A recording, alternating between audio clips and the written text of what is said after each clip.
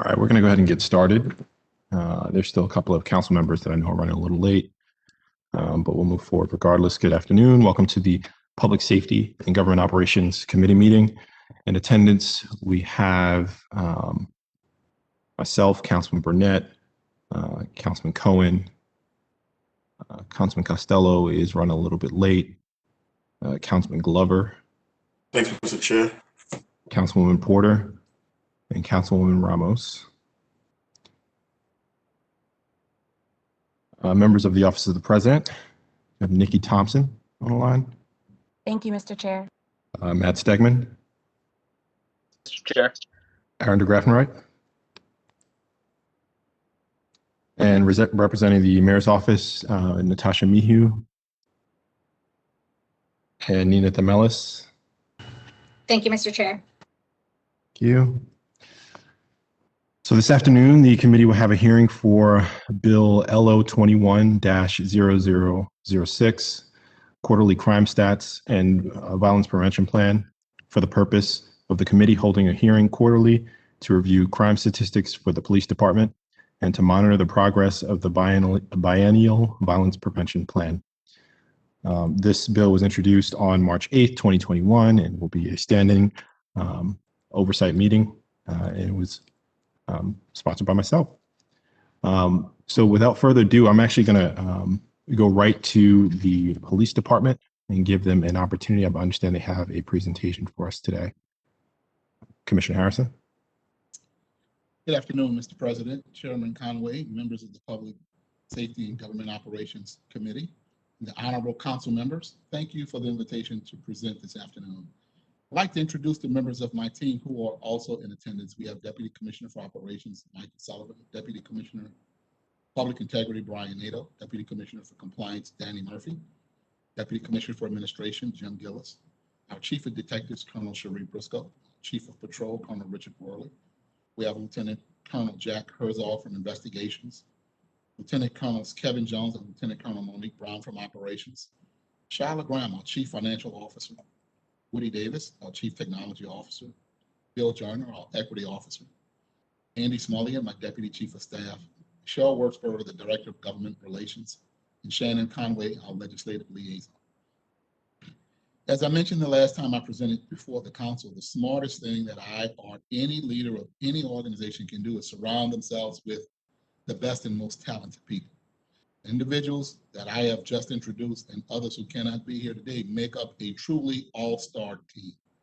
They are very smart, they're dedicated, they're mission-driven. Together, we've made a lot of progress, including having built better systems of accountability by ensuring that our officers are actually supervising, and this is having positive outcomes on everything from handing out discipline to returning medically suspended officers to full duty to reducing overtime. We have invested in our people, our facilities, and our equipment by spending a lot of time training our officers and commanders in new policies and best practices, using the nation's leading law enforcement curriculum and instruction.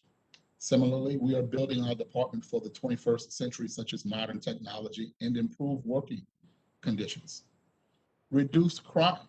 Last year, we made reductions in every single category of crime, albeit very modest reductions in homicides and non-fatal shootings.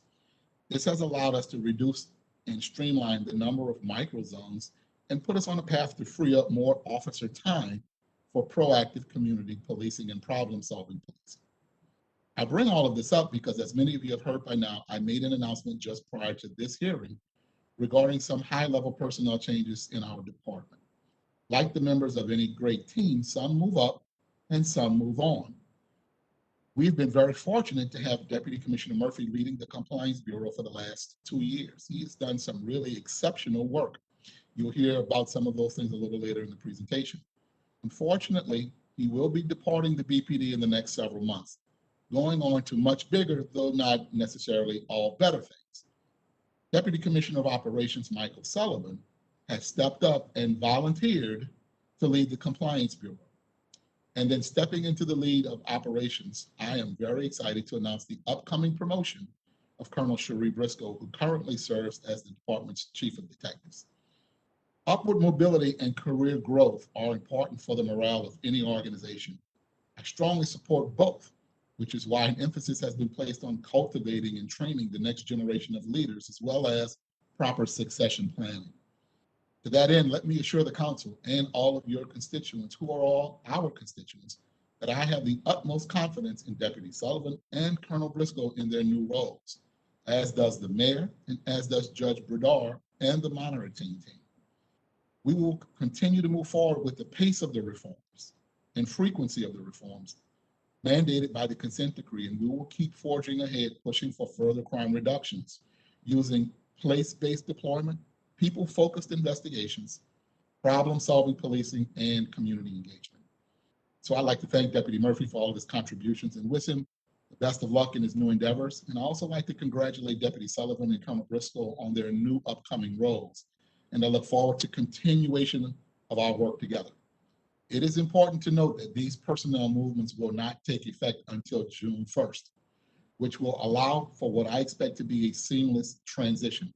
But in the meantime, everyone is still in their current positions, carrying out the important work for this department and this city. With that in mind, I'll hand it off to Deputy Sullivan to begin our presentation this afternoon and give an overview of the current crime situation. Thank you again, Chairman Conway. Mr. Commissioner, Deputy Sullivan just called me. He's having audio issues. He's running to another office real quickly, but could we fast forward to the next topic while he's getting oriented?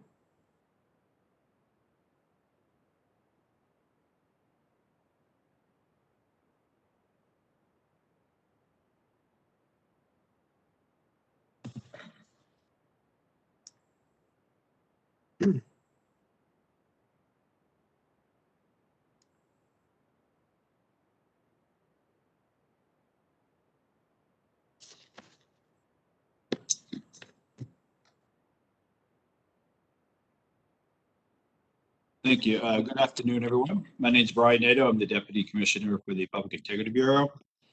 And this afternoon, we're going to go over some of the numbers from the Public Integrity Bureau that have taken place over the past 3 years. The slide that's currently showing is the misconduct complaint data from 2018 to 2021.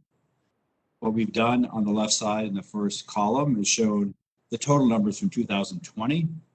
And the next 4 columns are the year-to-date data from 2018, 19, 20, and then again 21. You will note that in the first section, under investigative sections, under total complaints received, you'll see we have a slight uptick this year, 273 from the same time last year, although quite lower than the time in 2018 and 19. The uptick to that is caused by some additional audits that the department has been doing to make sure that our members are complying with process and protocols that we put in place.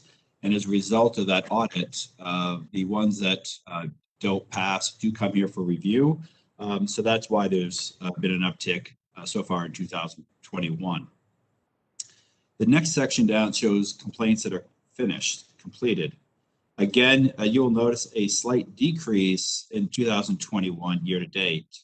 That is because 12 of my current 30 detectives doing those cases are new, have only been in PIB since last fall. And so they are picking up speed with the process. As I've mentioned before, we went to a total automated system in 2020. And because it was a total automated system, everyone had to get trained on that system and brought up to speed. And then the new detectives coming in are learning off that system. So because of the newness of some of those folks, that's why we've had a little bit of a decrease in the number of cases being completed so far. If you look on the right side, it shows the the status of discipline. Those show how many trial boards we are pending, how many of those cases are termination. And the middle box down shows the number of people that we've either terminated or resigned in lieu of termination. As you can see, last year we had a total of 18. This year to date, we've had 7 so far, which is running on par with last year, which was 6. The next slide shows year-to-date complaints received. These are complaints received. Internal is the blue, external complaints, which is from citizens, are red. and green is a total. As you can see, we are, since 2018, we've been on the decrease in complaints. This year, again, we've had an uptick a little bit on the blue, which is internal based on the audits, which is why the green line is a tad bit higher this year than it was last year. But again, that is based on audits, which is a good thing, right? We want to make sure that we're not relying on our own members to make complaints if they see a violation, or the public to make a complaint. We do audits to make sure that they are following the proper protocol and procedures. The next slide will show you again. The next slide will show you year-to-date investigations completed. Again, we talked about these before. This is really a graph just to show you the difference. You'll see there's a reduction this year. Again, that's because of a lot of new folks that have come here. Some of my people have either been promoted, gone back out to the field, have retired. And so we've had to backfill. In the past year, we are now up to 30 detectives doing these specific cases. Our hope is to get up to in 40, mid 40, 45. But for now, we have 30. And again, the lack of cases being completed is just those people getting up to speed. Although I will say that their ability is extremely great. And we have a 1-week training course coming up that we've put together, hired an outside expert to teach, which is coming up the latter part of April, which will give them even more training. The next slide shows you CRB. Of course, these are CRB eligible complaints and allegations. CRB is responsible to investigate if they'd like abusive, discriminated language, excessive force, false arrest or false imprisonment, and also harassment. This shows you a comparison from 2018, 19, 20, and 21.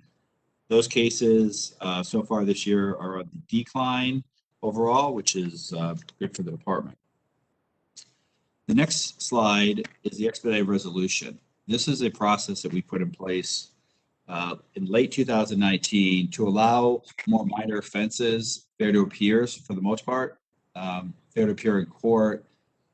If you fail to appear for a PSI medical appointment, if you lose any departmental property, well, it's not a firearm. And we've added to this in late 2020 to 21, fair to report for training. So far, as you can see, we've had 119 cases have been closed in this fashion over the time. We field these out to commanders in the field to look at, to speak with the member. This way it gives the opportunity for the commander to have a one-on-one conversation with a member who's violated the policy, to find out what the purpose is and sort of set them on the right direction. These are to be completed within a 60-day period. You'll see it says 21.8. That includes the travel by email to and from the district. So we're at our 16. Just the way we track it shows 21.8. But the good thing is you can see 97 of those cases have been sustained. So out of the 119, 97 have been sustained.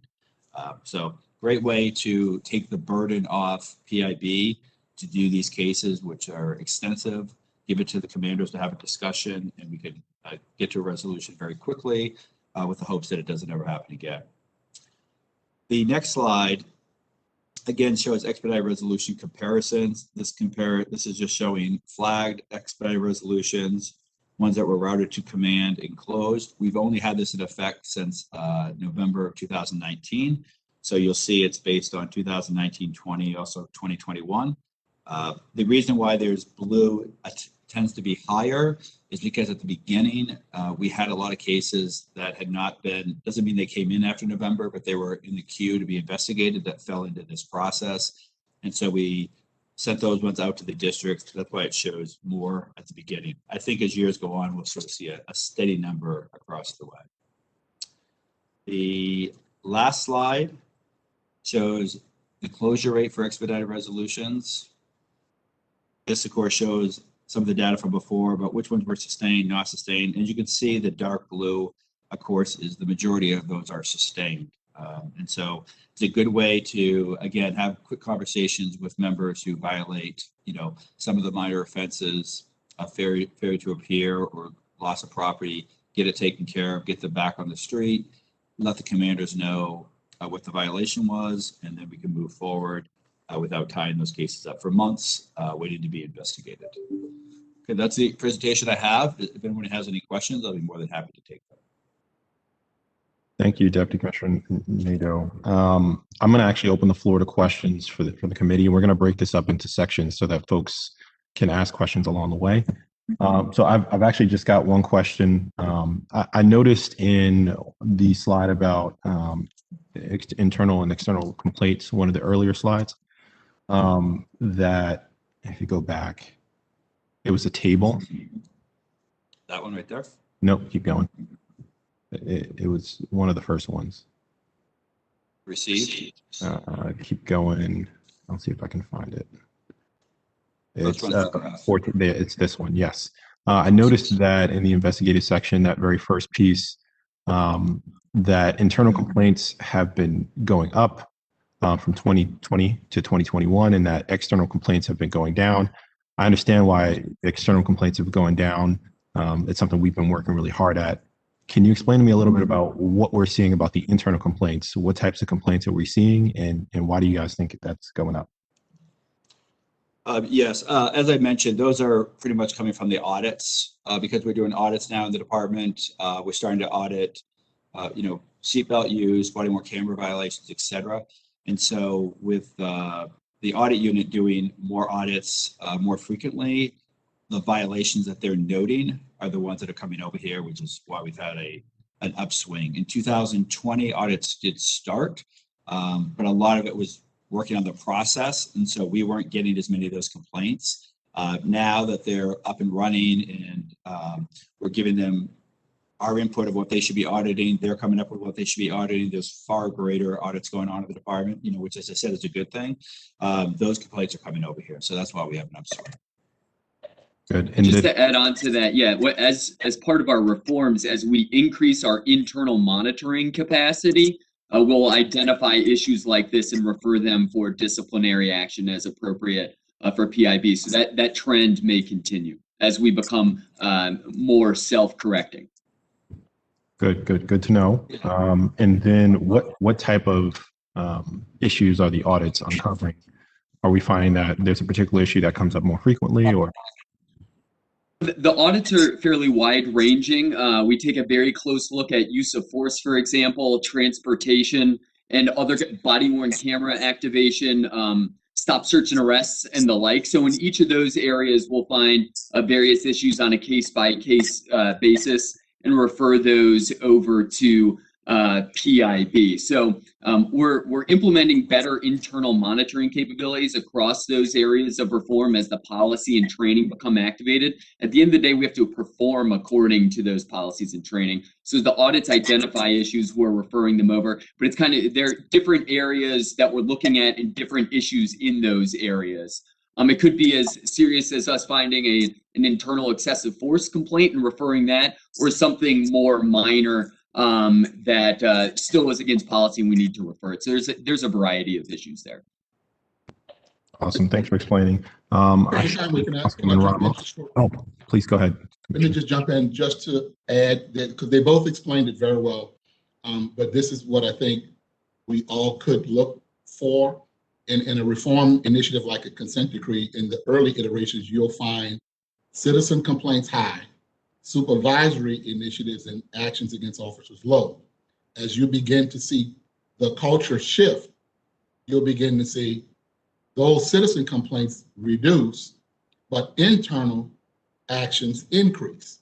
And then as you really see it shift and we begin to get into compliance with the consent decree toward the exit of the consent decree, you should see both of those decrease, if that makes sense. Absolutely, it does.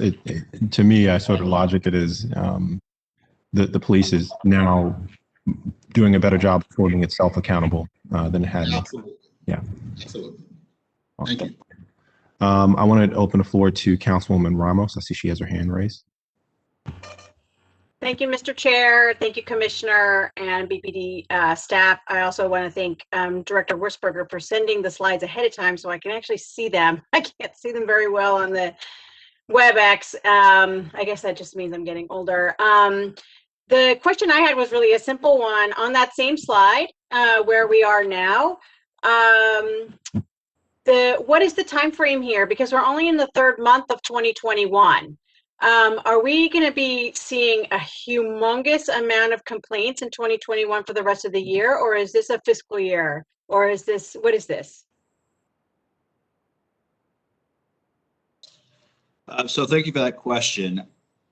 We always hope that we don't see a humongous amount of complaints, because that means that the people are doing the right thing and that we're moving forward in the right direction.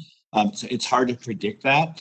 I believe, again, that the increase in the number, I think overall there's a decrease in reporting by citizens, which are external, which is moving in the right direction, of course, because hopefully our officers are doing the right thing, communicating better training, etc. Internally, we've seen an overall reduction in what we call blue team complaints, which are complaints internally. Again, the increase is because of the audits, so they're sort of self-imposed.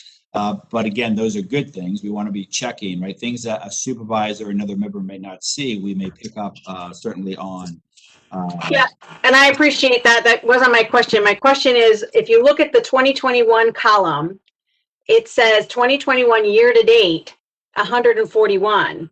Is that 2021 literally in the first 3 months of the year, or is it the fiscal year that we're looking at? I'm trying to find out what the time frame is. Yeah. I'm sorry. Yeah, that's January 1st until last Friday. So that's actually huge, because what we're going to see in the next report is that these numbers potentially could get pretty big because you're doing more of these audits. Is that what we're saying? That is correct. Okay, I just was curious. Thank you. It's okay. Thank you.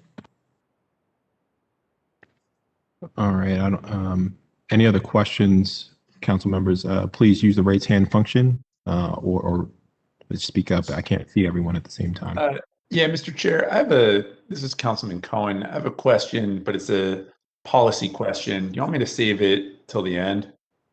Is it with regards to this particular topic or? No, overall operational policy question. Sure, ask it now. Okay. So first off, congratulations, Deputy of Ops Briscoe and Compliance Chief Sullivan. So last week, State's Attorney Mosby announced that she will extend her policy of refusing to prosecute sex work and low-level drug offenses. I want to go on record as saying I support the decision not to prosecute sex work or low-level drugs. We all know we fought a failed war on drugs. However, you and I, Commissioner, have had this conversation in public before. Are you also committing to ending the war on drugs on your side? And operationally, what does it look like for you all at this point to no longer continue to police for those types of offenses? Well, first of all, good afternoon and thank you for the question. I won't frame it in terms of ending the war on drugs. What I will say is that the policy, her policy has been in effect since the beginning of COVID, since early last March.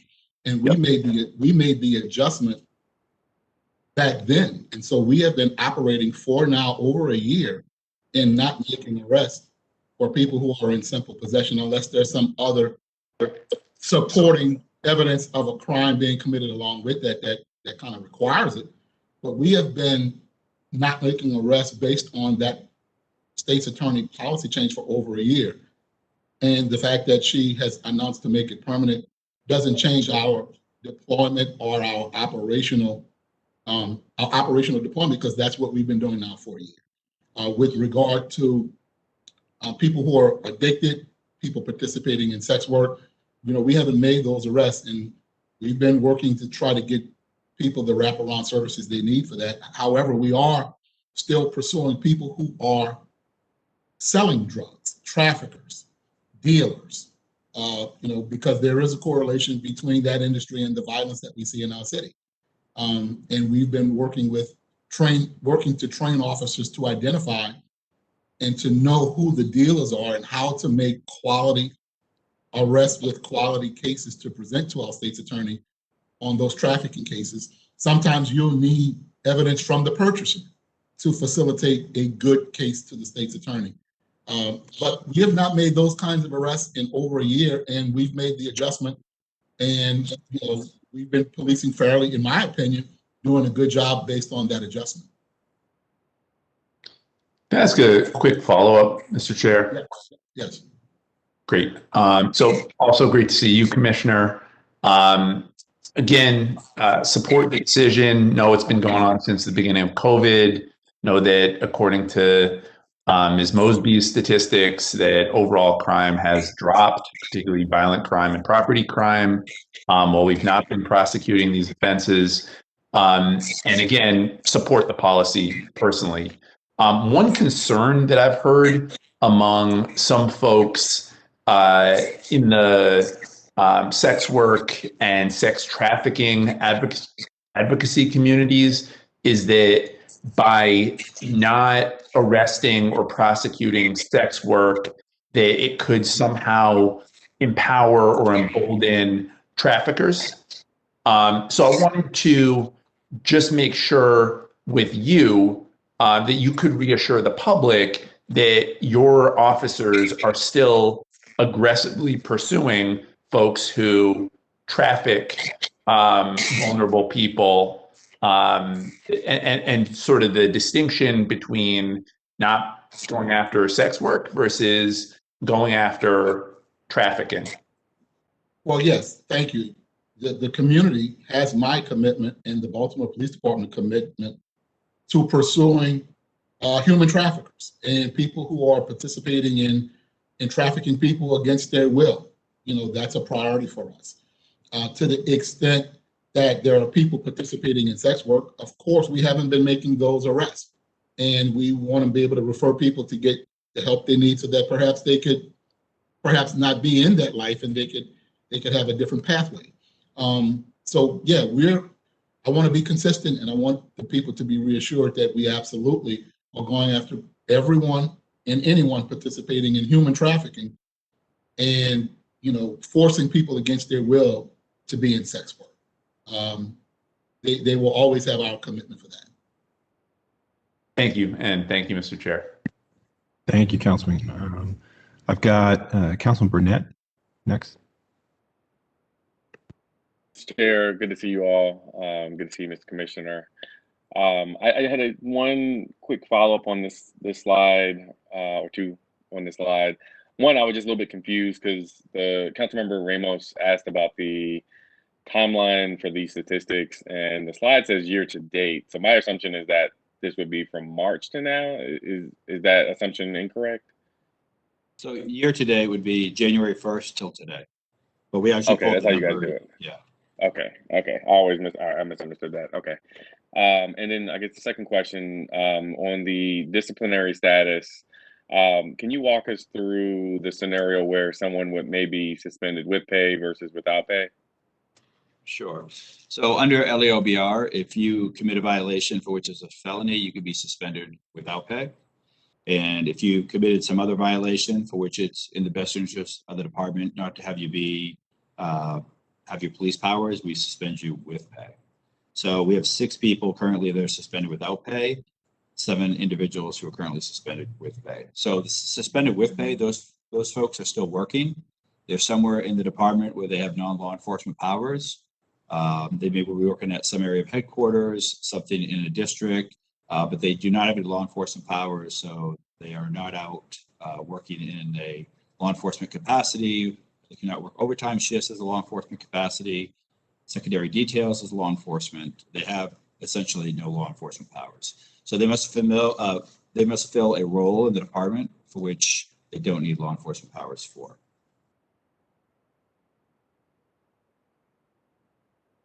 Okay. That's all I had, Mr. Chair, on this slide. Thank you, Councilman. I want to recognize Councilman Costello. He's in the meeting and he also has a question. Thank you, Mr. Chair. I appreciate that. Mr. Commissioner, thank you for everything you and your department are doing. I would like to ask for some clarity on what we're doing in terms of arrests related to drug possession, drug dealing, etc.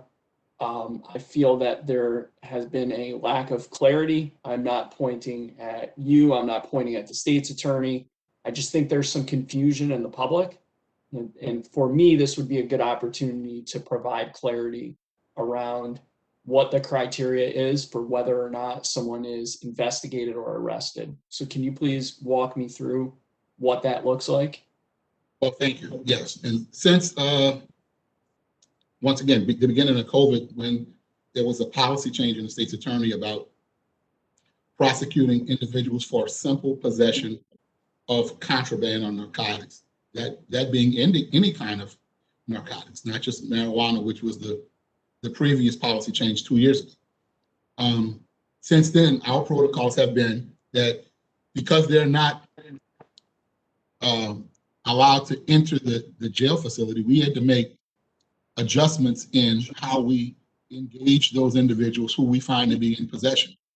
And while they are still currently prosecuting distribution cases or possession with intent to distribute by traffickers, dealers, we've given guidance to officers to in every instance where they have that evidence to make those arrests. But it's a case where they have to make the arrest and show probable cause for a person selling drugs or in the process of selling drugs. The volume of complaints we get more often than not, council member, are about drug dealing. But when the officer arrives or as the officer is passing by, the actual hand-to-hand transaction is not taking place at that very instant.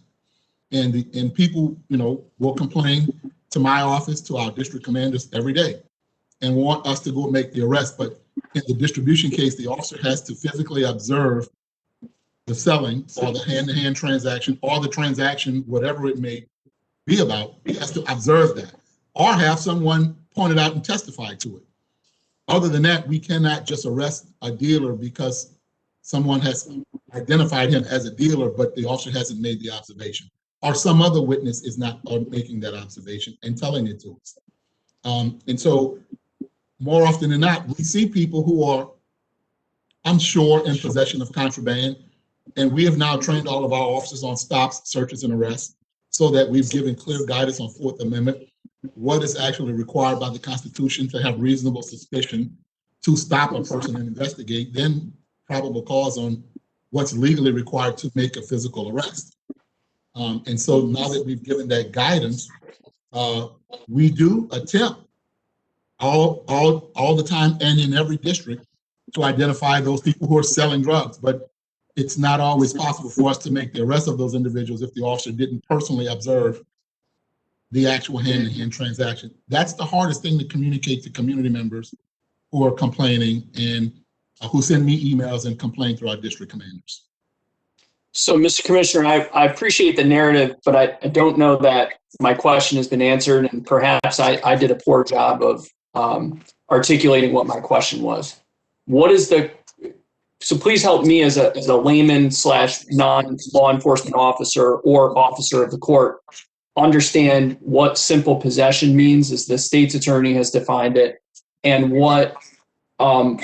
how your office treats possession as well as intent to distribute. Is there a certain threshold? Do you have to have X number of grams of a certain substance or X amount of street dollar value of a substance? How does that work? Well, simple possession basically is when a person just has possession of a narcotic, an illegal narcotic, a controlled dangerous substance. Whether it's secreted in their pockets, in a bag, a purse, somewhere, secreted on their person, that's just simple possession, whether it's one small bag of marijuana, 10 bags, or some small amount of heroin or fentanyl or any other drug.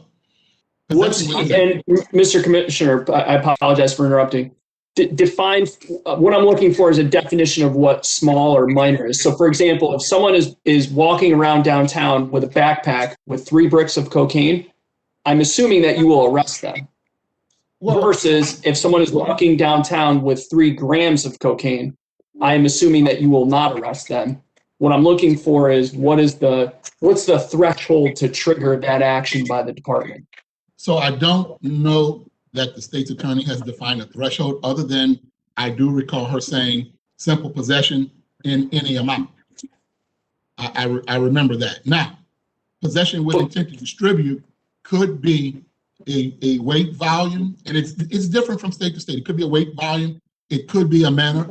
I think I'm going to try to answer it. It could be a manner of packaging, the manner in which it is packaged is intended for distribution and not for personal consumption.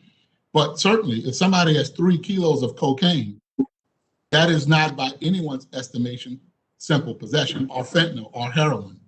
That is certainly packaged for wholesale distribution. It has not been broken down for personal consumption. And yes, if we find someone with 3 kilos of any drug, we're absolutely, our guidance is to arrest them, because the packaging, the size, the volume suggests that it is for wholesale distribution, retail distribution, and not personal consumption. Although we have followed the guidance that, to my recollection, the state's attorney says simple possession is possession in any amount.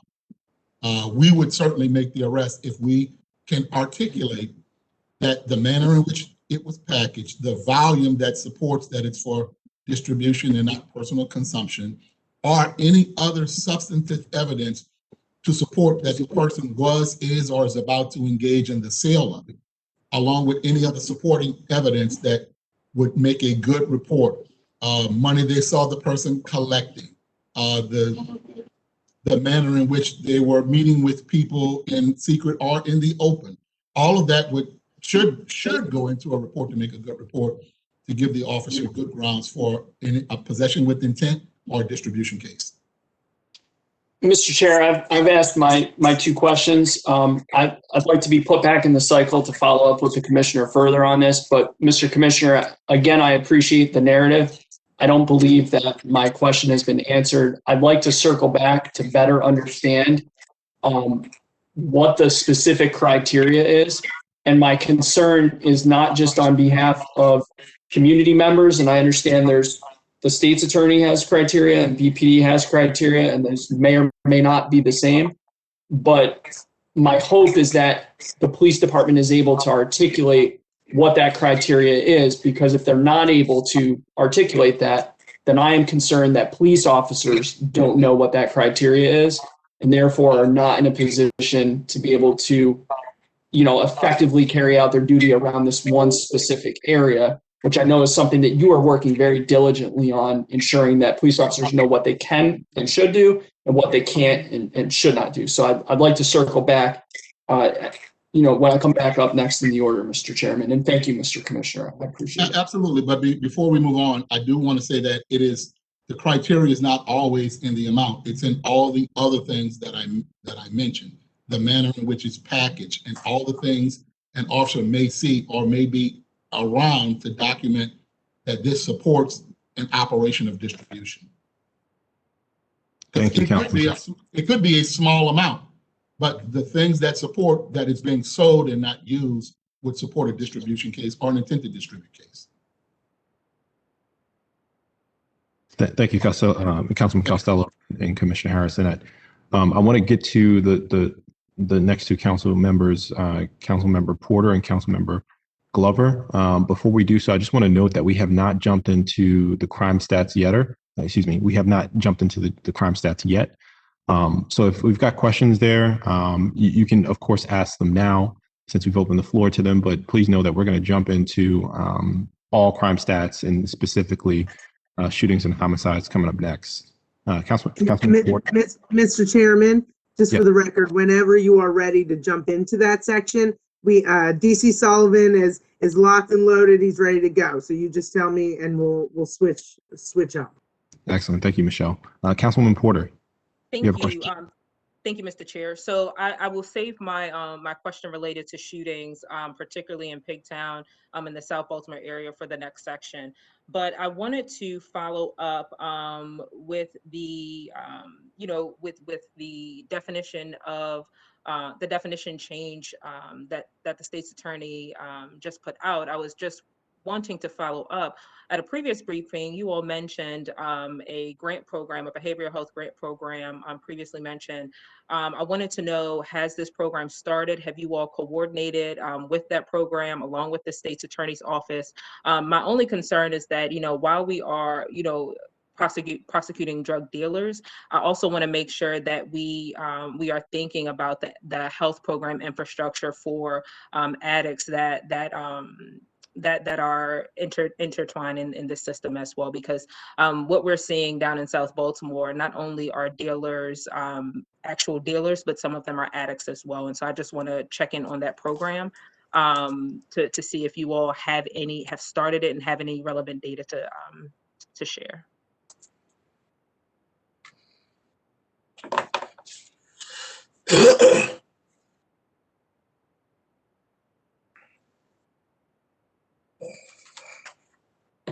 Anybody want to answer the question? Oh, I'm sorry, I was getting off mute. So with regard to and I think you're referring to the health services that were mentioned by the state's attorney. So we have. No, sir. I'm actually mentioning the grant program that you all spoke about at, I believe it was the previous briefing, related to behavioral health officers be deployed into the community. So this is, I believe this is that a separate program, or is that the same? It's got to be something different. Okay, I thought so. We are about to train our officers in crisis intervention, which is a 40-hour course to teach officers about how to handle people in a mental health crisis. And it's not to make them an expert like a healthcare provider, but to give officers the tools to be able to handle those things, at least from a police officer's perspective, to minimize force. It's more advanced than the 2-day course we've been giving officers on dealing with that. And it's designed to train the department in a way where you'll never get 100% of the department trained, all 2,500 members, but there is a way for us to train a percentage of the department so that on any shift at any given time, there are officers who have crisis intervention training and could respond as the primary officer to a person in crisis.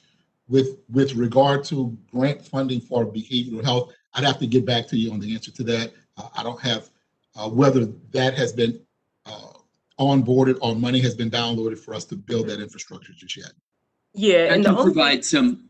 Oh, sorry, I'm sorry.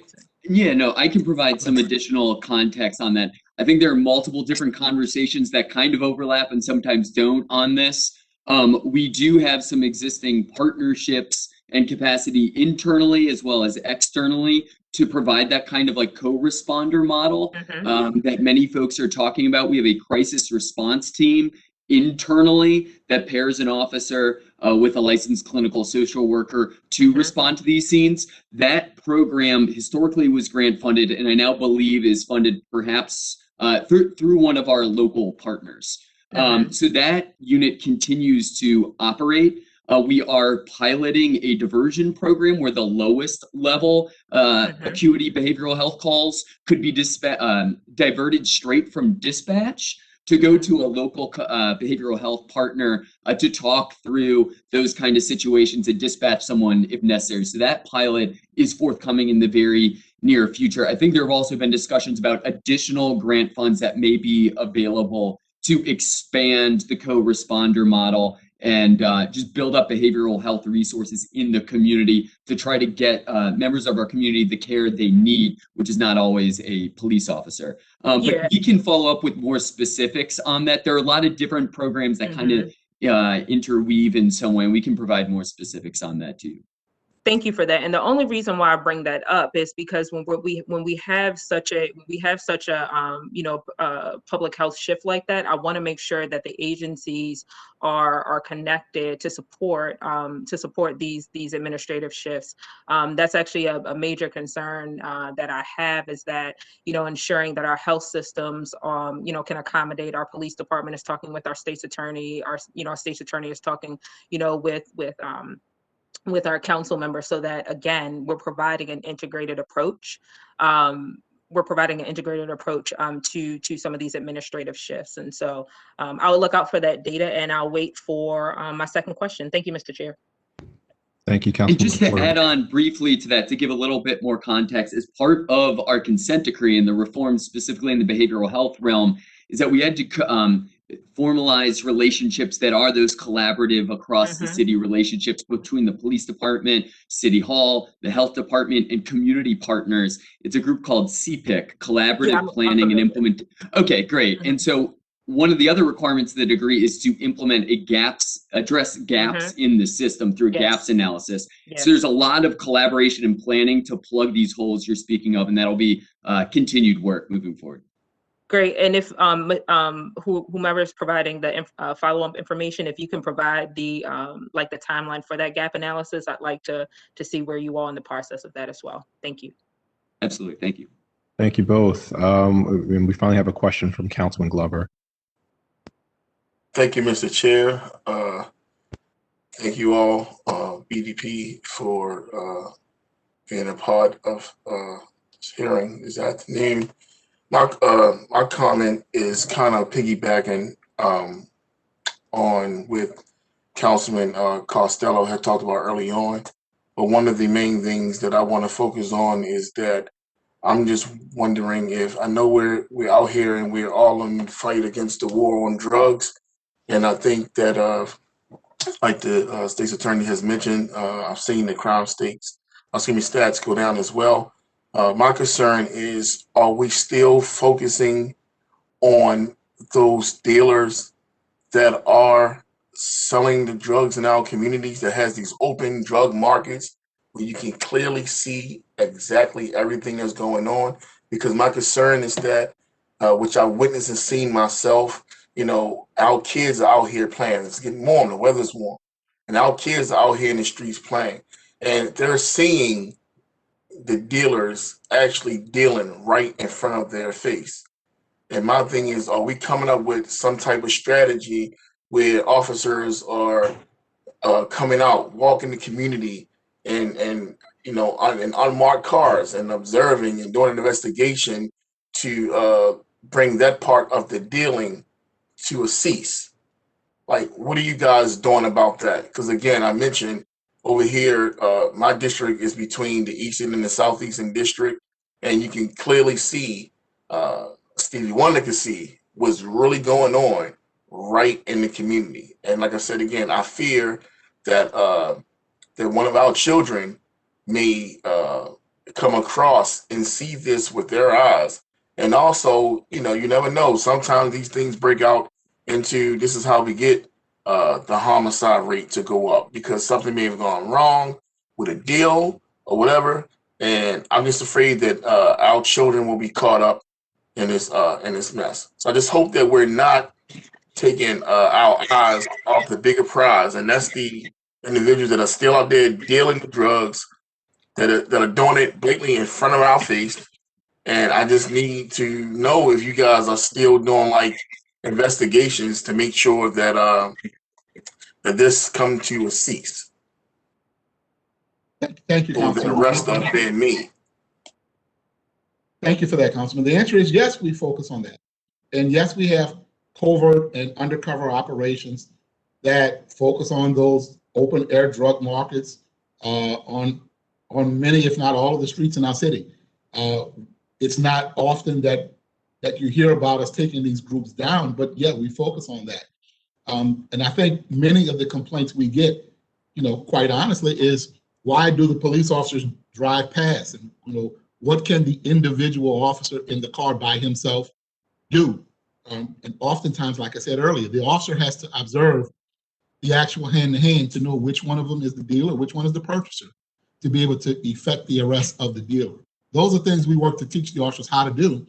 But the answer to your question is yes, we have undercover operations with plainclothes officers in plain vehicles to do surveillances and take down as many of those groups as we can.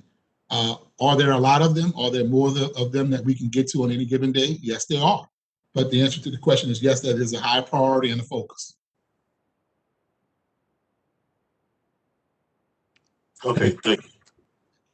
Any other questions, Councilman Glover? We're about to jump right into the crime statistics now, and I think this will be probably the most apt time to ask a lot of the questions that I'm hearing from the committee right now. All right, we're going to move forward into the crime statistics. Commissioner Harrison, feel free to take it away. Yeah, this is Deputy Commissioner Sullivan. How are you today? Doing great. It says Rich Worley as your name. Yeah, Colonel Worley's here with me, and then I also have from the operations team, Colonel Briscoe and Lieutenant Colonel Herzog, who will be assisting during the session. Okay, thank you, Deputy Commissioner. Go for it. All right. What we see up here is our citywide crime overview. And before I jump into that, I just want to give you the numbers from our latest XM overall year to date. And all these crime numbers come from data that ended on March 27th of 2021. Just so everybody knows where these crime statistics came from. Total violent crime year to date is down 19%. Total property crime is down 33%, and total Part 1 crime is down 29% year to date. And if we go through, you can see those first three areas where we are seeing increases over last year, which are homicide, shootings, and rapes. Homicides, we've seen a 6% increase over the same time last year, 69 versus 65. Shootings, a 7% increase, 134 versus 125. And rapes, 60 versus 54. And as we go down the rest of the statistics that we have here, you'll see reductions in all these numbers. Overall robbery numbers were down 40%. The individual robberies broken out. Carjackings are down 33%, 84 this year versus 127 last year. Commercial robberies are down 109 this year versus 144 last year. Street robberies are down 47%. That's 338 incidents versus 641. Residential robberies are down 27%, 102 versus 140. Aggravated assaults are down 2%. That's 1,084 versus 1,113. Arsons are down 13%, 19 versus 22. Auto thefts are down 16%. That's 654 versus 781. And burglaries are down 37%, 628 versus 1,007. Larcenies are down 34%, and that's 1,373 versus 2,112. And larcenies from autos are down 37%, 606 versus 977. And then you can see the rest of the slide has homicides by month and shootings by month, and we'll go into that in more detail on our next few slides. We can go to the next slide, please. This is our district shooting comparison. Year to date, we've seen increases in the central, northwest, southeast, southern, and western, with either no change or decreases in the eastern, northeast, northern, and southwest. I'll just go through the numbers quickly. In the central, year to date, we've seen 14 versus 12 in 2020 for a 16% increase. Eastern, we've seen 20 incidents versus 20 incidents for a 0% increase. In the northeast, we've seen 8 incidents versus 14 for a 42% decrease. In the northern, we've seen 5 incidents versus 7 for a 28% decrease. In the northwest, we've seen 18 incidents versus 15 for a 20% increase. In the southeast, 14 incidents versus 9 for a 55% increase. In the southern, we've seen 19 incidents versus 11 for a 72% increase. In the southwest, we've seen 14 incidents versus 20 for a 30% decrease. And in the western, we've seen 22 incidents versus 17 for a 29% increase in shootings. And we can go to homicides next. And this is our district homicide comparison.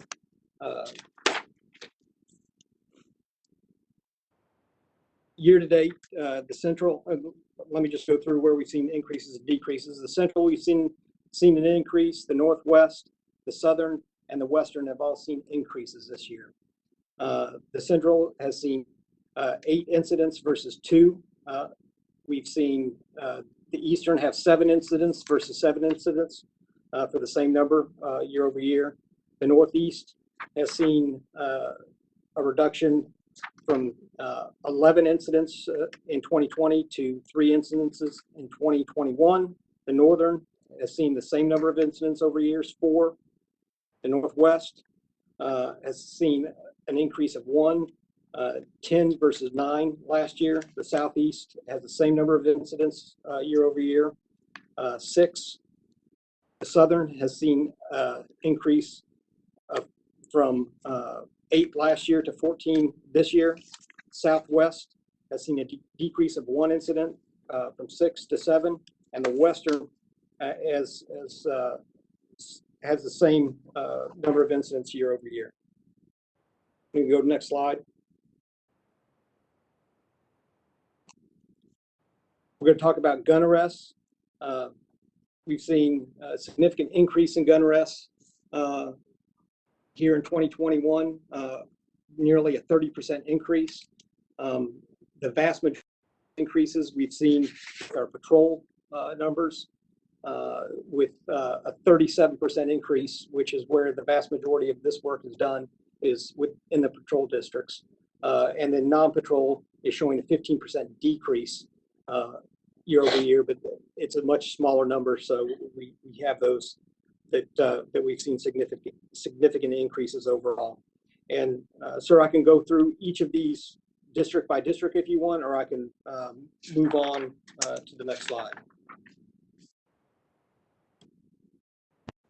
Feel free to move on. All right, we'll move on to the clearance data.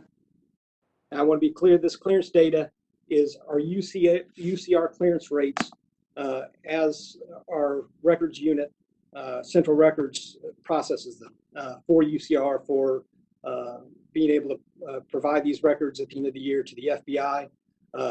These records typically run a month to a month and a half behind. Colonel Briscoe and Colonel Worley can talk in more detail about the numbers, but as we talk about these numbers, I want to always be sure that we're talking about the same things when it comes to clearance data. This clearance data is through the end of January.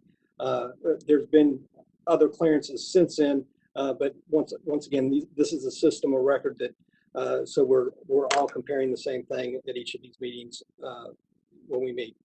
So if we go through our clearance percentages, you'll see for January, 25.9% for homicides. There was no clearances on the rapes for January. Aggravated assault, 29.6%. Burglaries, 33%. Larcenies, 10%. Auto theft, larcenies, 1%. Auto theft, 5.6%. Violent crime, 30.5%, and property crime, 3.5%. We can go on to the CopLogic slides, please. Let's stop before we go into CopLogic. I think folks may want to dig into some of the crime data. I'll start with my first question. So I noticed that, of course, we're having issues.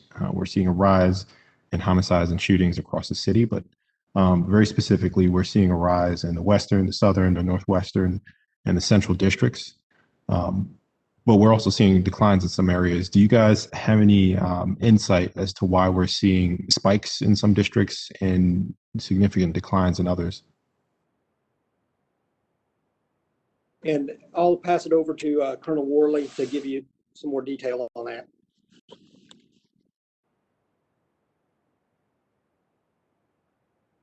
Yeah, basically what we've seen is the Eastern and Western, they have historically been the top 2 districts, and they continue to be number 1 and number 2 pretty close. Northwest was a spike that we had early in the year. They got several, like 2 double shootings and a triple shooting, which knocks up their shooting numbers pretty quickly. The good thing is both of the doubles are closed. The triple was open, but that happened inside of a location.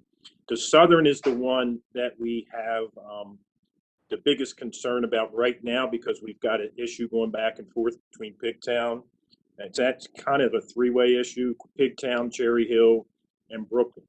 So we only have basically a minimum amount of special operations officers that we can move around. Our mobile metro unit is who we moved, and in the beginning of the year we had them in the Southwest because last year the Southwest was the worst that we had. So we stationed them in the Southwest. Since then we've had to move them.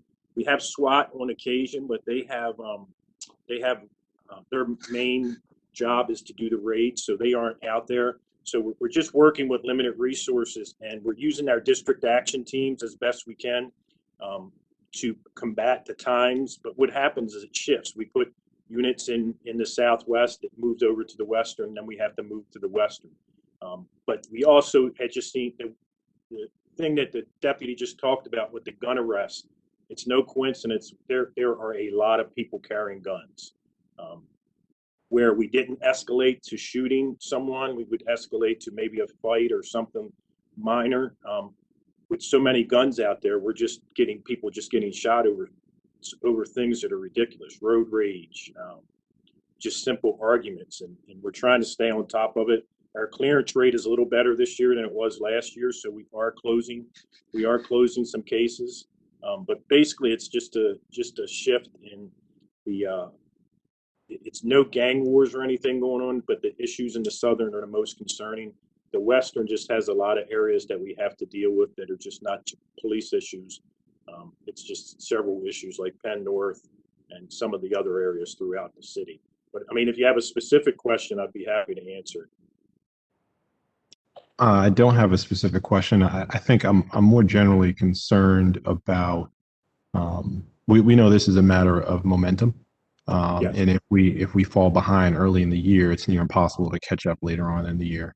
And as things open up, as folks are back outside, we know the warmer weather months tend to be more violent.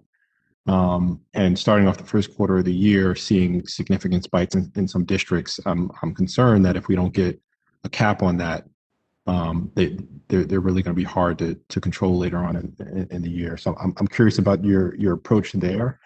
And what we plan to do about it. It sounds like we're a little bit understaffed, and I'll have another question later on for that. My second question has to do with the gun arrests. So we noticed a 30% plus spike in gun arrests. I was curious if those gun arrests have they been tied to the homicides and shootings, or do we have any data to suggest that we're getting the right guys? I can have Lieutenant Colonel Herzog help me with that, or Colonel Briscoe, but we are getting the right individuals. We are arresting some of our ARIs with handguns. I don't have the numbers right in front of me how many ARIs we've arrested this year, but we are getting a lot of guns on vehicle stops.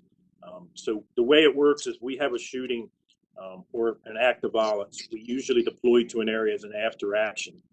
And in some areas, we just continue to stay in. So it's mainly vehicle stops, foot patrols, business checks, where the officers are out and visible within the community. And we're getting a lot of handguns from being transported in vehicles and officers doing vehicle stops. But I can let CID talk about how the guns are linked to the, we have crime guns, how they're linked. Good afternoon. I'm sorry, ma'am. Go ahead, Lieutenant Colonel Herzog. Yes, ma'am. So good afternoon. This is Lieutenant Colonel Herzog. So as far as the crime guns, we are down slightly. I don't have the exact numbers on hand, but we are down slightly in what we would classify as violent crime guns, guns that are linked to homicides and shootings. And what I will say is that we have had some very, very specific arrests of guns that do link back to murders and shootings. So really what we're trying to do through the NIBIN data is to be very specific and laser focused on who we target. So as we get that real-time intelligence on a shooting or a homicide or even a carjacking or robbery pattern, that we're identifying the people who we believe are involved. and then focusing on them to get those specific firearms. So through our CJIC program and our NIBIN program, we're able to turn around those correlations and get those leads out and back into the detective's hands within that 24 to 48 hour period. So we know pretty rapidly whether the guns that we're seizing are linked to any crimes, which is a good thing because that opens up a lot of other avenues for us to be able to further those homicide and shooting investigations. A good part about this, and I think one of the things where it kind of lets Colonel Briscoe and the DC and Colonel Worley know that this program is working, is that we're seeing a big shift in the culture of the department with the detectives. Whereas before, it took a lot longer to get these leads back on the guns that we were seizing. So there was a lot less interest and follow-up with the detectives. So what we've been able to see over the last year is that the detectives getting this information back rapidly and giving them the ability to follow up much faster, that there's a lot higher interest level. And that's one of the things that at the executive level that we drill down on a daily basis regarding handguns and following up on NIBIN leads, for guns and casings, that are connected to other cases. So I hope that answers your question a little bit. It does. It does. I'm going to open up the floor to questions from other council members. I see Councilman Costello has a question.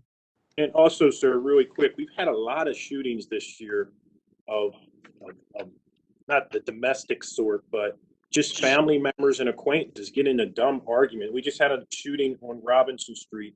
There's two family members argued over a shower, and one family member pulls out a gun and shoots the other.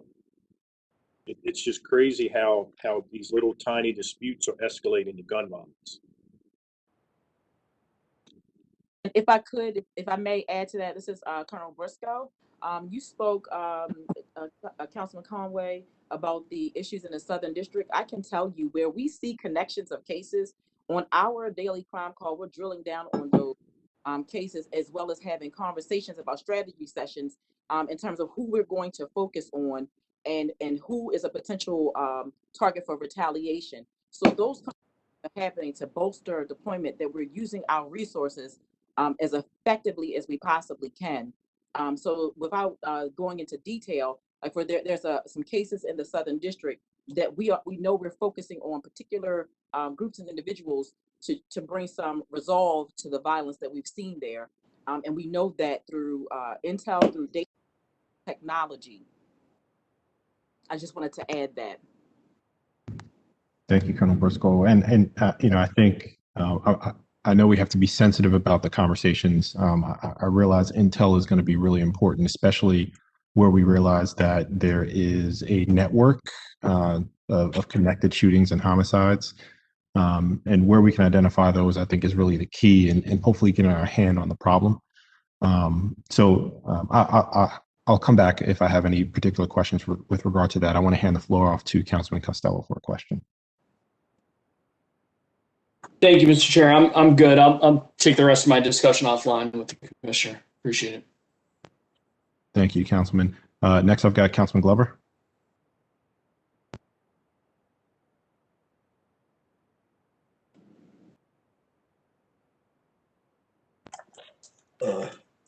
My apologies, Mr. Chair. So the question that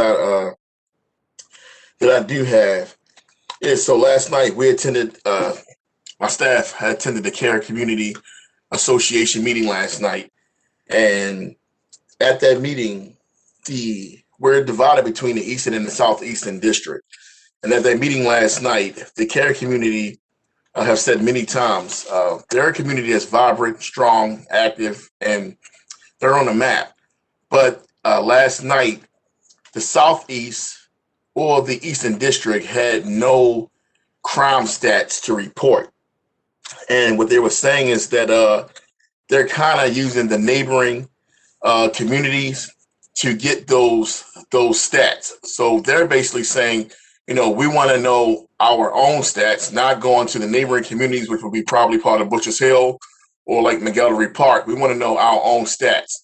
And Eastern and Southeastern District just basically had no stats to bring them up with. And I'm just wondering, is there a way that we can get accurate stats for the care community. And they're not the only community that's going through things like this. But again, they're pulling stats from neighboring communities in order to give some stats to the care community. Is there a way we can just actually have the stats for the care community? Thank you. That's it. Yes, sir. The districts, the neighborhood coordination officers for both of those districts should be able to provide you with the stats for the neighborhood. So What I'm saying is they had no stats, and that's what we were hoping, that they would be able to provide us with stats.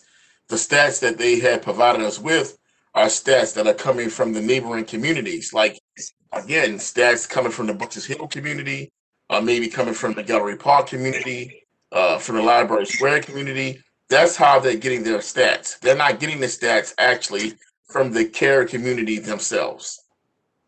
Okay, I'll check with the districts because it could be an issue with the how the information is migrated from the maps, if it's actually a part of what community it is on our in pursuit RMS system. So I can find out for you and get back to you on that.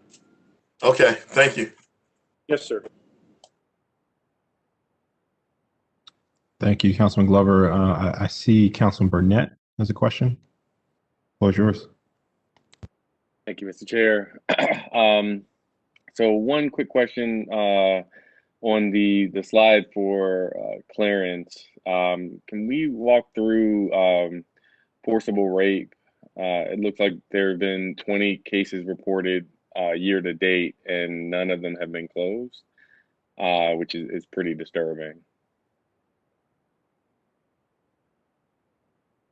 Once again, Councilman, this was January numbers. I'll have Colonel Briscoe talk through where we are with those cases. Colonel Briscoe?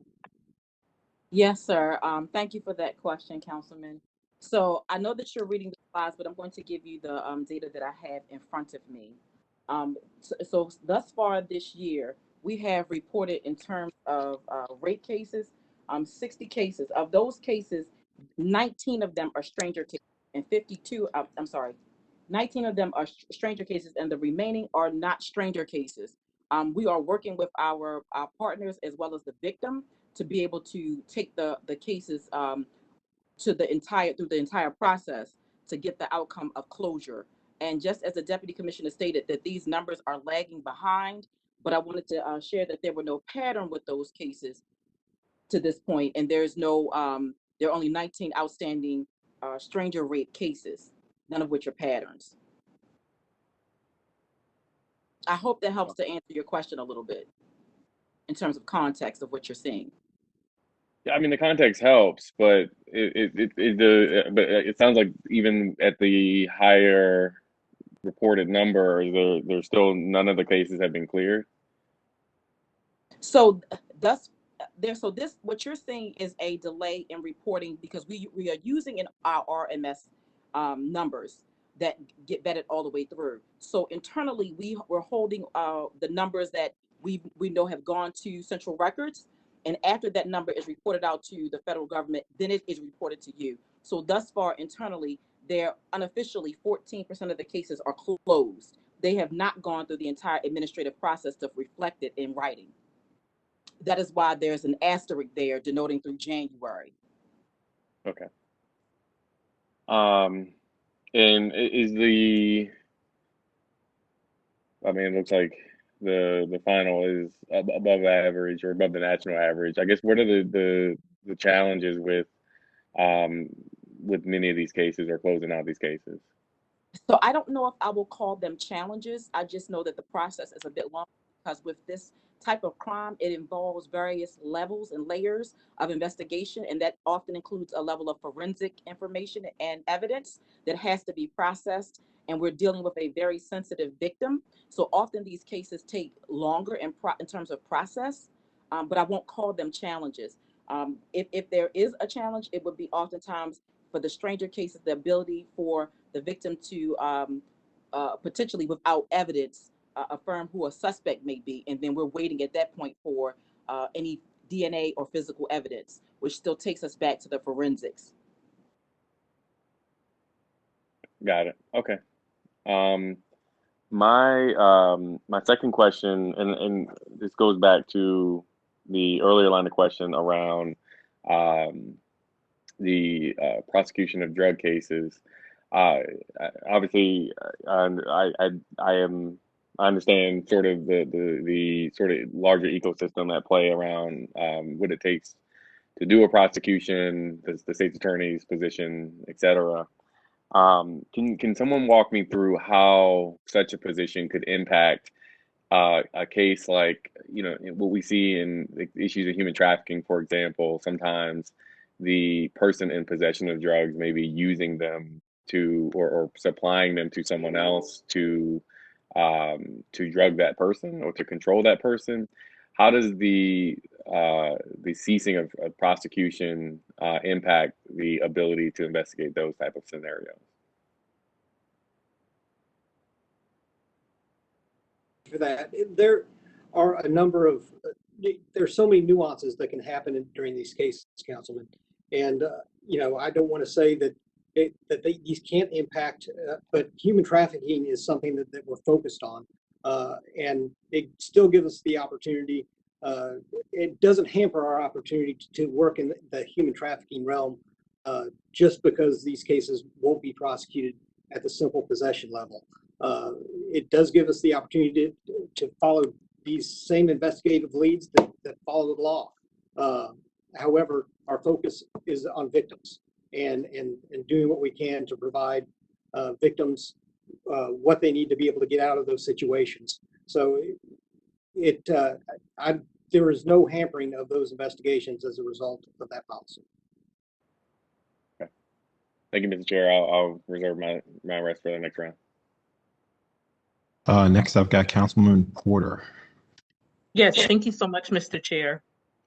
As I expressed before, we've had significant violence in the Southern District, and I know that the team down here is doing exceptional work. Major Conway and I are in constant contact and coordinating with community members because they're scared, and rightfully so, with the increase in violence in Pigtown and Brooklyn. So my question is, have you all thought about what we're going to do? Seeing that we are seeing an uptick in violence in my district particularly. I know you all are short-staffed, and I'm wondering if this is an opportunity whereby we can think of other creative strategies, maybe an interagency approach or something. Something whereby we're being accountable to the community, because to be honest, I actually, live very close to the shooting that occurred at the 1100 block of Cross and Carroll last week, and so neighbors are scared, and so can you comment on that? It can be anyone on this call. I just want to know what strategies we're doing in place to rectify this uptick in violence. Yeah, I can comment on it. Actually, Pigtown itself is near and dear to my heart. I actually grew up there, so I know that area very well. I grew up on Nanticoke Street, so that I know that very well. The incident that you talk about is simply part of the problem that we were talking about. That's a bigger issue. This was a individual who was buying drugs and went into an alley and came back out being shot. The alarming thing is what I talked about prior, is with the dispute that's going back and forth between Pigtown and Brooklyn. We're very well with all the players. Matter of fact, one of the individuals that we are looking at just got out of jail, coincidentally, as all this crime started to spike again. So we've actually chased him with the handgun, and he got away from us, but he's out on bail, I believe it was, from another handgun. So we know who the players are. We're using our federal partners to try to accommodate some of the issues that we have in both areas. We just can't get into a whole lot of that. But no, I completely understand. At one point, the Southern District had every available resource we had to us. We had all of SOS, and just until this morning, every district in the city was sending one officer to every shift. We had to stop that this morning because the other districts were suffering a little bit, and we had done it for about 6 days in a row. But we do have our mobile metro team over there, and they have a great team in the southern, and we share the info, like Colonel Briscoe said, on these crime calls. We know who's kind of driving it, and we're on top of them. We just have to make these arrests when we get the opportunity, and they're doing a fabulous job doing it. I think we'll get ahead of it. Unfortunately, we've had some spikes over the last couple weeks. In those two areas, but we're on top of it and doing everything we can to prevent any further violence. Sure. And so, I'll definitely be that connector to the community associations within those particular areas. Major Conaway has done a great job with coming to the community meetings and having, ad hoc socially distanced meetings with community members that are concerned about that. Mr. Chair, if you indulge me for another question, sir. Sure, go for it. Okay. Regarding dirt bikes, so we're also seeing an uptick. I don't see that type of crime, type of crime reflected on this clearance data. But I was hoping that you all could speak to some of the ways that you're deterring dirt bike, as it is an illegal activity on our roadways. We're seeing an uptick in District 10, particularly the MLK corridor, and also that Washington and Cross intersection as well. Yes, ma'am. We combat that. We have a strategy. We have a couple officers who dedicate a good portion of their time to these dirt bikes. Matter of fact, we just had 2 of them who were riding dirt bikes in Federal Hill and got robbed by other dirt bike riders. So that tells you the type of things that we're dealing with. And the officer actually got that on you doing a check of Federal Hill Park. But what we do is we try to find where these dirt bikes are stored, and then we can try to go into the property and confiscate them. We have our helicopter who follows them. We know where they gas up. Unfortunately, while they're out on the street driving, we don't really engage them because it's too dangerous, because they have no regard for anyone else in the roadway, and we can't take the chance of pursuing them and have something go terribly wrong. We try to get them when they're stopped or when they're gassing up or when we have an opportunity to take them into custody. They are taken into custody, and the dirt bikes are confiscated. Thank you for that. And I would also encourage, just as a follow-up or just an outcome to that, we do have a wonderful community-based organization, B360, that works with dirt bike owners. I strongly suggest connecting with that particular organization, as this organization has already built a rapport amongst the community, and we can begin to provide some of those preventative activities of maybe not riding in the middle of the street. You know what I'm saying? So there are prevention and education that I encourage you all to start doing, as well as the weather gets warmer. So yes, ma'am. Thank you. Thank you, Councilwoman Porter. Any other questions from folks before we move on? Yes, sir, Mr. Chair. Councilman Kova, go for it. Thank you, Mr. Chair. Thank you again, Commissioner Harrison and the staff. We've also seen a fairly significant uptick in violent crime in Highlandtown. We've had a number of shootings.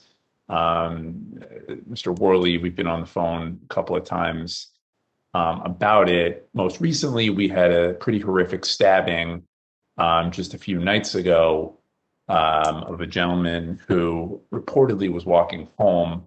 Unfortunately, a very small child was reportedly in proximity to him and may have witnessed the event. We know that violence is cyclical, that it's often retaliatory. And so I wanted to know, are you all leveraging the trauma response team?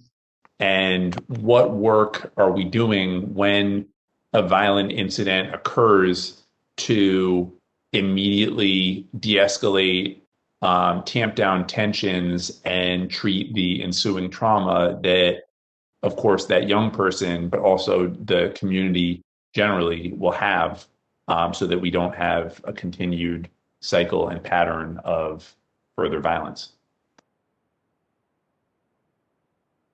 Yes, sir. We that was a tragic event over something really dumb.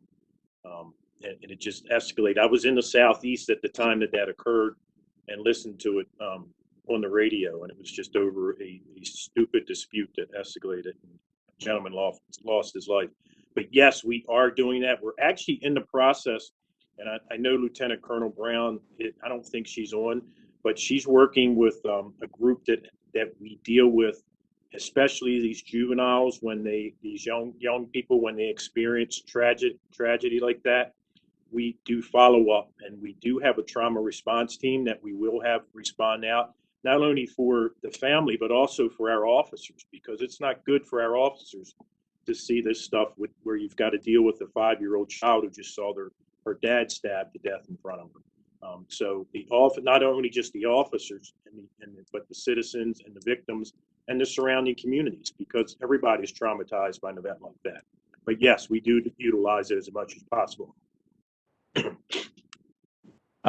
Thank you. And again, just want to make sure that partnership is institutionalized. I remember introducing Commissioner Harrison to Dr. Humphrey, who runs that team. And, again, just want to make sure that we are always responding when there's these types of incidents. And I appreciate your comment, Mr. Worley, about how it's the officers as well that are impacted by the violence that they see when they end up on the scene.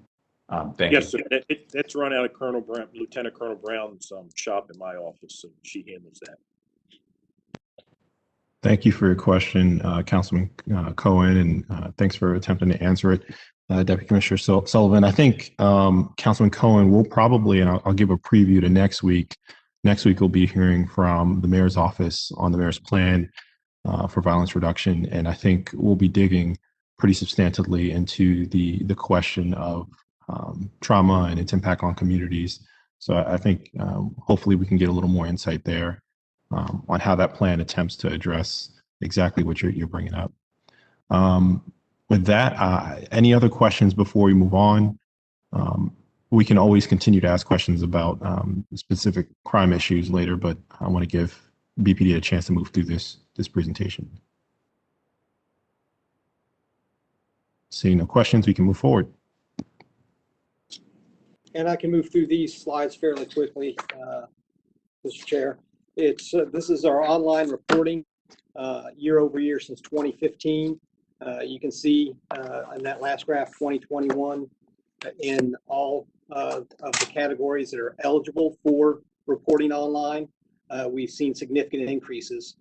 We've seen significant increases since this team's been here, from mid-2019 all the way through 2021. Obviously, what we've dealt with during the pandemic of 2020, this was very, very helpful. If we can move on to the next slide.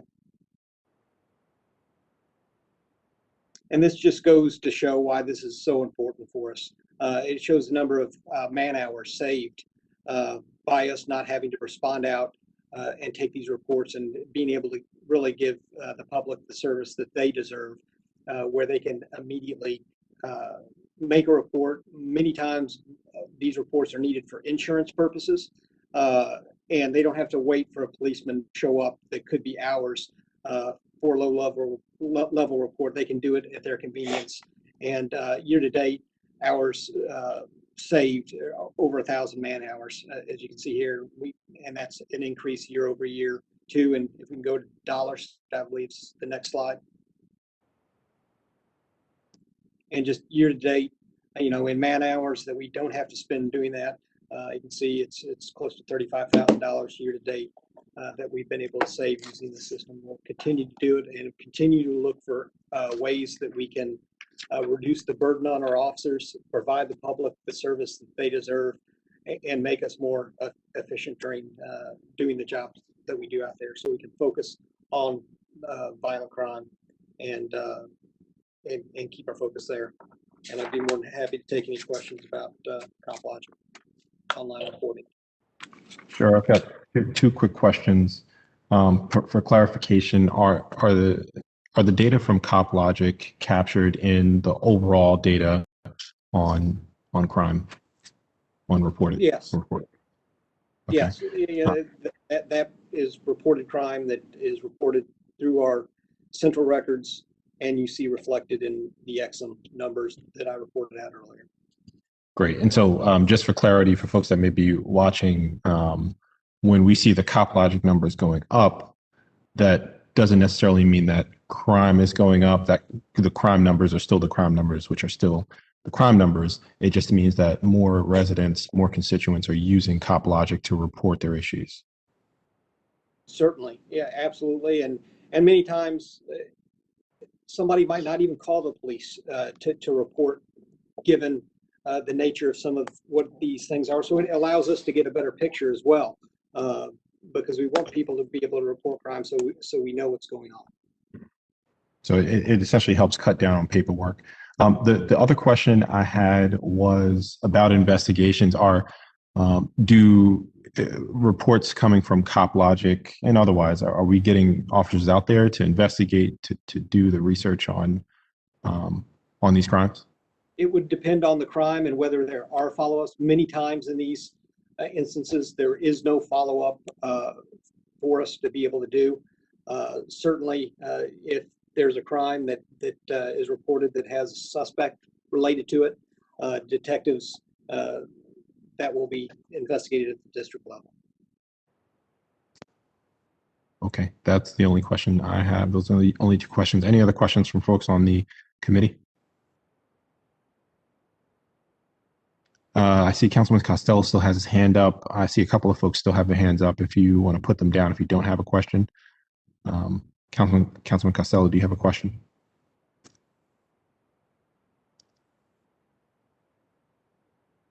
No, sir, I don't, Mr. Chair. Having trouble putting my hand down. Okay, no problem. We'll move on then. Thank you.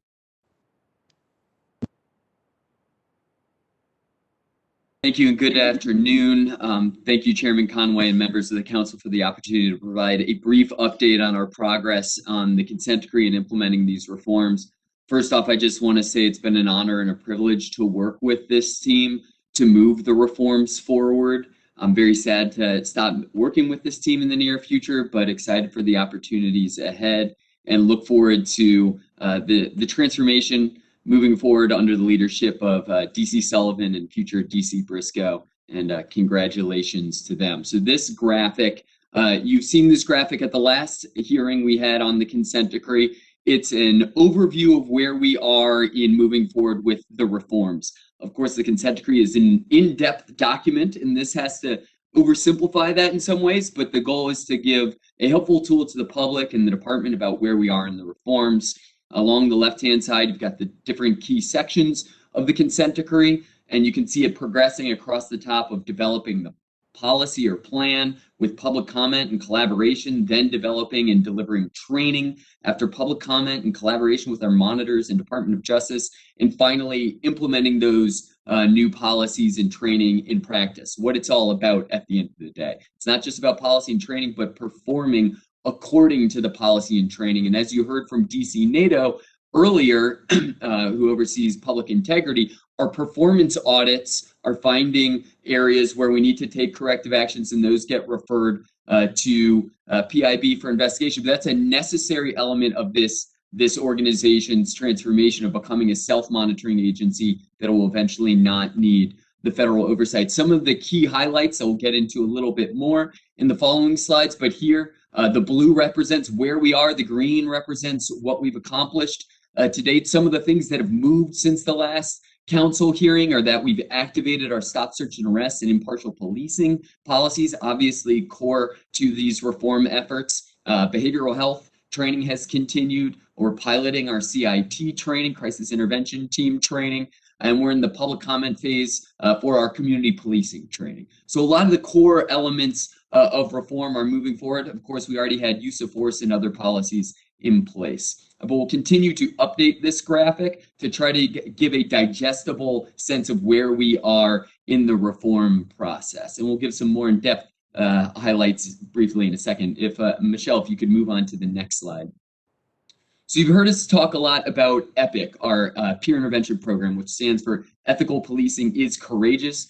It's a program we created in New Orleans and have brought to Baltimore and now is going national through the Active Bystandership and Law Enforcement Program, which is helping EPIC go national. What you're seeing here is a banner that is hanging up at our training academy that members of our office, of our department, are invited to sign after they go through their 8 hours of training on EPIC. And what started as a blank banner is now filled with names of members of this department opting into the new culture of the department. EPIC is all about culture change of officers stepping in with each other to prevent misconduct and mistakes. And we are on track to train almost the entire department by the end of April.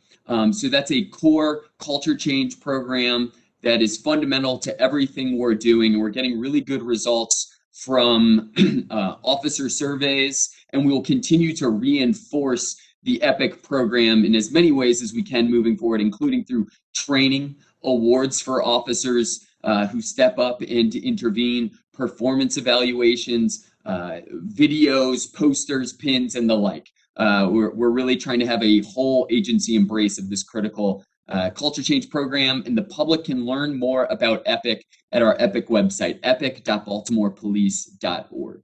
If we can move on to the next slide.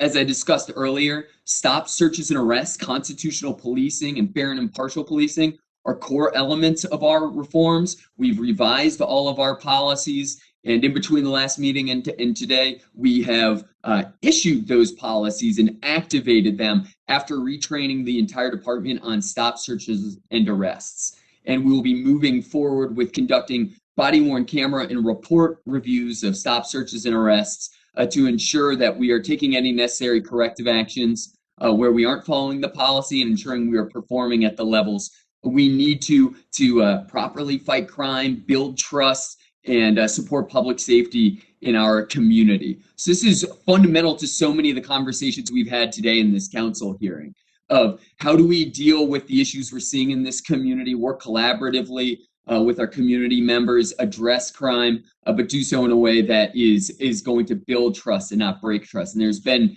a ton of work that has gone into providing our officers guidance to enact those new policies and training on the streets. If we can move to the next slide. So community policing, another topic that is fundamental. It has to be a philosophy that feeds into actions across the department. As the commissioner discussed earlier, BPD has its first ever community policing plan that's been recognized as a potential model for other agencies to look at by the International Association of Chiefs of Police. But we need to make that plan come alive in every interaction we have with the public and the way we approach policing overall. And that's going to require intensive training of the department to provide the necessary guidance for officers to enact community policing on a daily basis. We've heard from our officers that there hadn't been sufficient guidance on what exactly does community policing mean and how do I do that on a regular basis. So the goal of the new plan and training is to do just that. And we've developed the training in a very collaborative way with our community. We've had various virtual workshops, which have had great attendance, and we are piloting the training currently internally. We've shown it to our community training review committee as well. And before all of that, we created a community collaboration group, which represents 16 different groups and many individuals from across the city. And we've had 39 total meetings with those groups and the subgroups to help develop this training and ensure it has the community's voice and priorities involved in moving forward with the training. So we are extremely pleased with the increase in community collaboration, the way that the community is working with us to develop and deliver this training in a way that can move Baltimore forward. And I want to thank all of the community members who have participated in a training workshop or this community collaboration group. And that is a collaboration mechanism we intend to continue to use moving forward to ensure that our training is in line with community priorities and expectations. So if you could move to the next slide. Crisis intervention training, a topic that came up earlier. We are almost complete in providing foundational training to all members of our department on how to respond to behavioral health crisis scenes, de-escalate those scenes, and try to connect members of our community to helpful resources. That's just the foundational training. We are now piloting a 40-hour crisis intervention team training where we will provide specialized certifications to officers in every shift, in every district, to be prepared to bring this specialized training to crisis scenes and bring that de-escalation and connection to community resources approach that is necessary for moving policing forward. And here's a list of some of the different groups we've been working with. Once again, extensive community collaboration to develop training to make sure it's in line with the expectations of our community. And we'll begin delivering that training, the 40-hour training, to members later this year. And if we can move on to the next slide. Yes. If you don't mind, we can move through this a little bit quickly because we have another legislative oversight hearing just on the consent decree.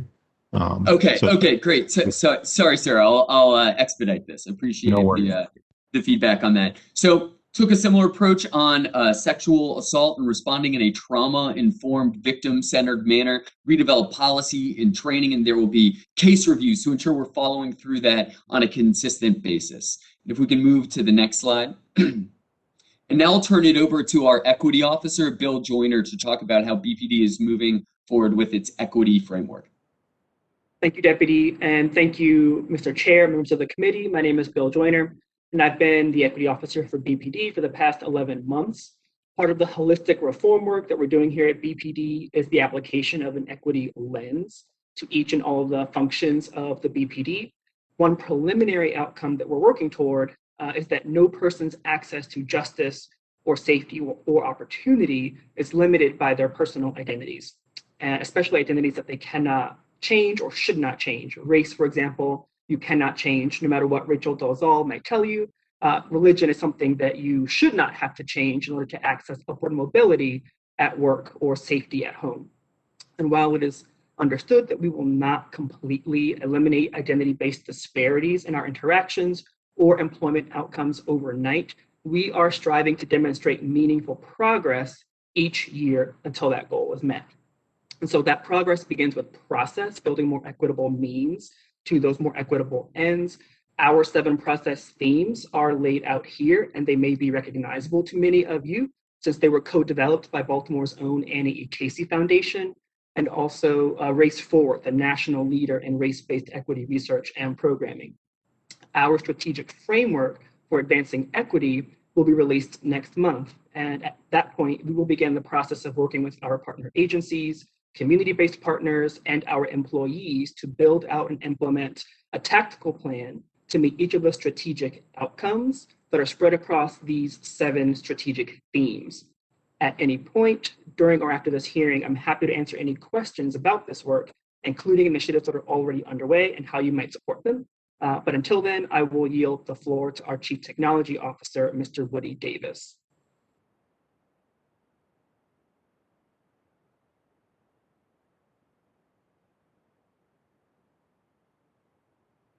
Chief, we can't hear you.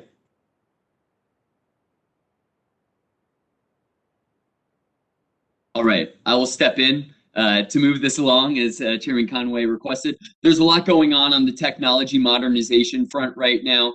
We're finalizing the build out of phase 1 of our records management system, which will help us produce more timely stats, as been a discussion earlier in this meeting, and we'll be piloting that program and training our department to ensure we move forward. And there are a host of other technological modernization efforts going on right now. Happy to discuss them more in the future.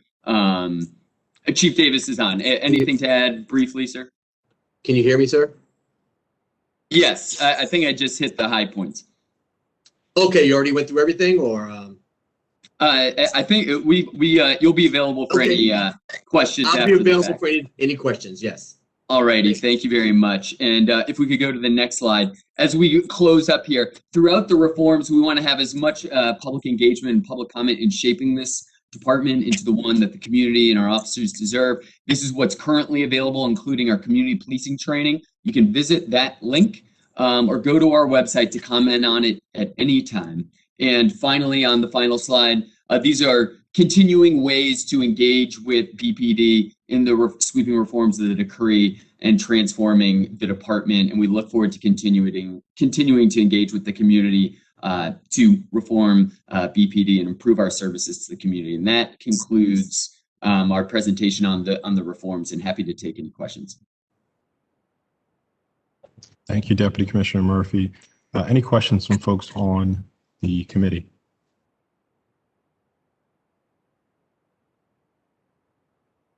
Seeing no questions, we're going to move forward. And I want to ask, since we haven't officially organized joint meetings with Ways and Means yet, if we can give mostly a high-level perspective on the fiscal outlook for BPD.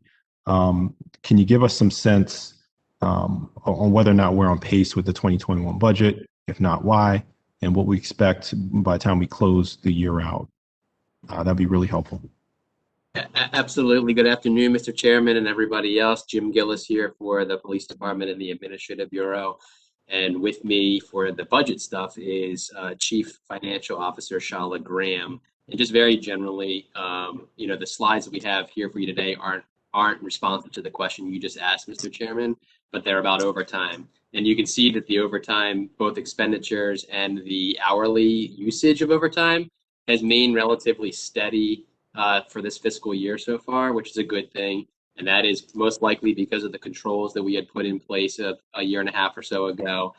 The one thing that is making a little challenging in the last few months, which is something you guys have heard a lot about, is just having enough precise visibility on the specifics, because we shifted to Workday and the reporting structure isn't totally up to where it needs to be for us to have total visibility on it yet, but we are working with the city on doing that.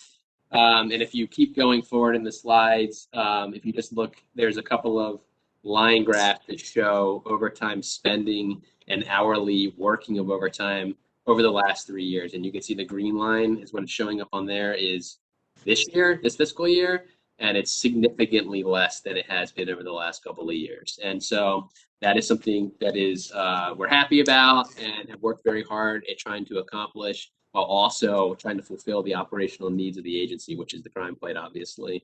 And any specific questions about the budget, including yours, Mr. Chairman, I will defer to the Chief Financial Officer. I've got one question about the overtime hours comparison. So we're looking at a significant drop from 19 to 20 to 21, which is great. I can tell you this is something we've always struggled with. I'm wondering, as the city does plan to open up in the coming months, how that will affect our deployment and, as a result, our overtime. That's a really good question. And certainly some of the overtime reduction in terms of the hours worked is not necessarily attributable solely to the controls put in place, the policies, but it is just the fact of COVID, frankly, like you said, that no one is out in the doing stuff that they would normally do. And that includes, special events, Orioles games, Ravens games, concerts, whatever it is. And it's my understanding, and I will get the precise information for you, because I don't know for a fact, but I'm pretty sure I remember hearing that there are no permits issued yet for special events until like the fall or something like that. And so I think that at least through this fiscal year, we will probably see a maintenance of those hours, but going into, FY22, that might shift up a bit. And we are looking at other strategies and how to deal with that, whether it is not obviously privatizing events where we need sworn officers, but trying to reduce the sworn footprint, because where we really want to direct people into working where they get paid for overtime is crime reduction work, essentially, and trying to funnel people into getting paid for that type of overtime work as opposed to some of the other things that we have historically done as an agency over the years. Thank you. I see we have a question from Councilman Costello. Thank you, Mr. Chairman. Deputy Commissioner Gillis and Commissioner Harrison, I just want to thank you for continuing to work with the council on these issues around overtime spending, which we've raised to you a couple years ago and have been working with you diligently on a monthly basis. We certainly appreciate the follow-up and thank you for continuing to keep an eye on that. Thank you, Mr. Chair. Thank you. Any other questions from folks on the committee? Thank you, Councilman. Seeing no further questions, we can move on. And shifting into staffing and recruiting, Jim Gillis again on behalf of the agency. This slide here just shows an overall snapshot of where we are in terms of the sworn versus civilian strength of the agency. You know, it has historically over the last 5 years, I would say, have hovered around 3,000 full-time employees. That's about 500 are civilian, the rest being sworn. I think it's important to note again that last year some of this was impacted by COVID. Again, COVID, as you all know, dramatically impacted the revenues for the city, and in turn, the revenues to make up the budget gap, the city had to, and us, we had to look for ways to make up for revenues lost to fund the government essentially. And one of those was to abolish a lot of vacant positions. And when I say that, I don't mean sworn positions, I mean civilian positions. So we ended up abolishing about 40 civilian vacancies last summer, I believe. And that impacts what you see on this slide here in the sense of having a civilian workforce population increase to take away from sworn having to do some of those administrative jobs, which again will affect those last couple of slides too when it comes to overtime. Michelle, if you don't mind flipping through.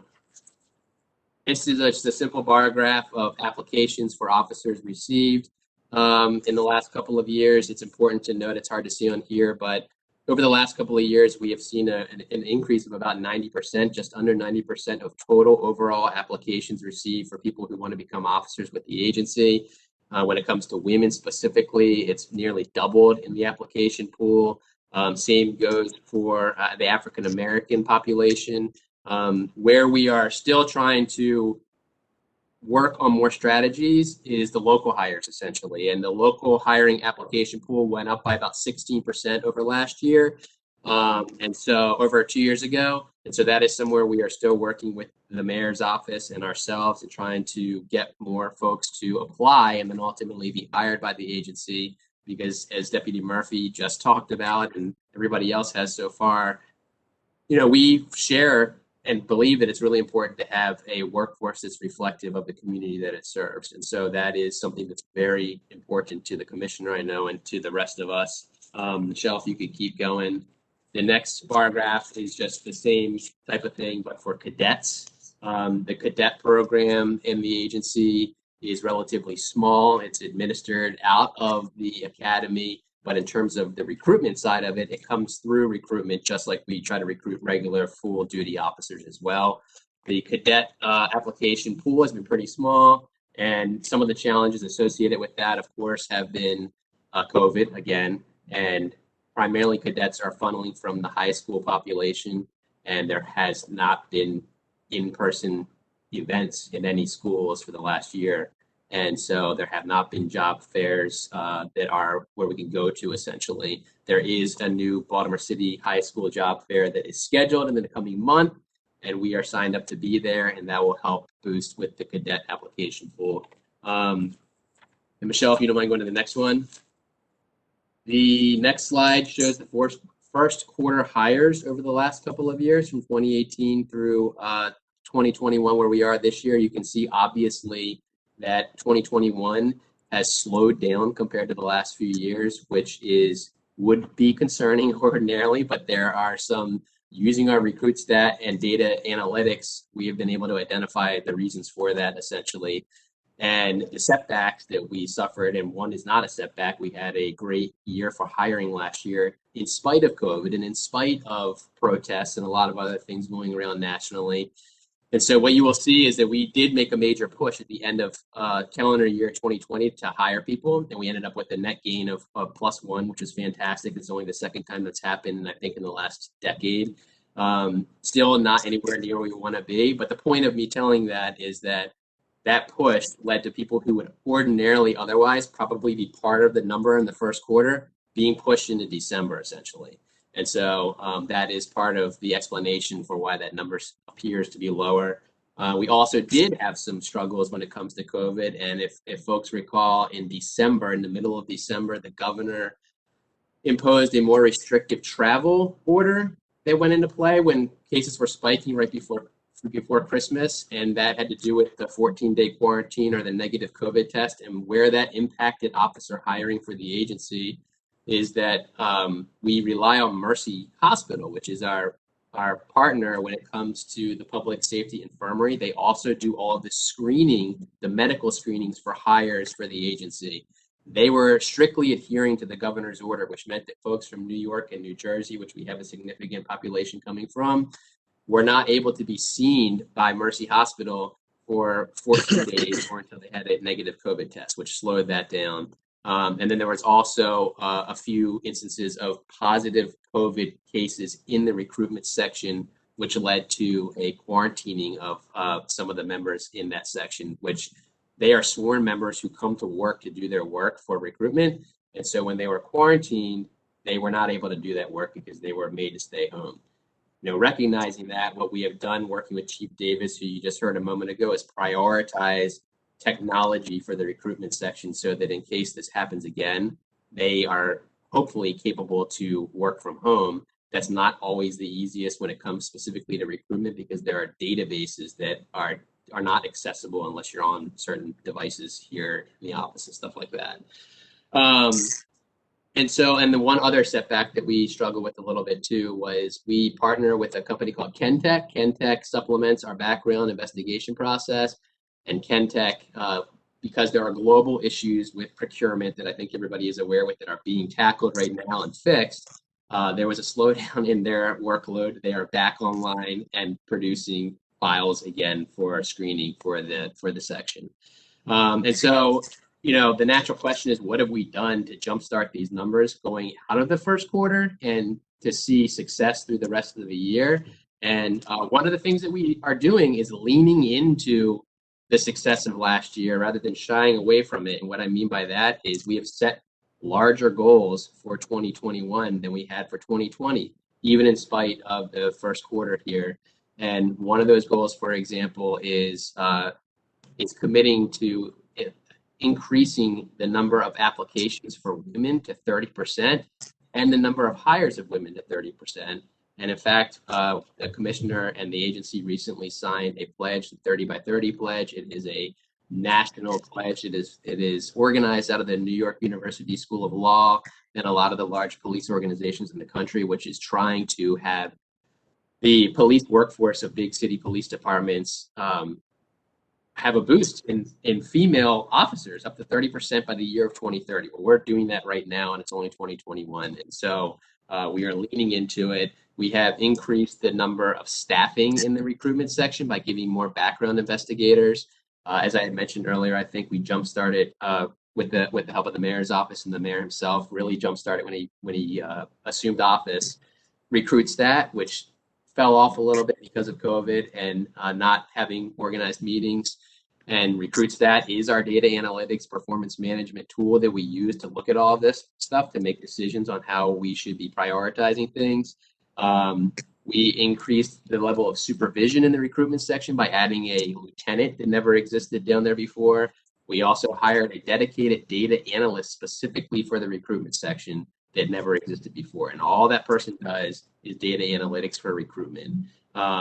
We also essentially doubled down on the marketing campaign. And for this fiscal year, we've invested $750,000 into the marketing campaign, which is largely where you're seeing the increase in the applications come in from, essentially, by doing this marketing.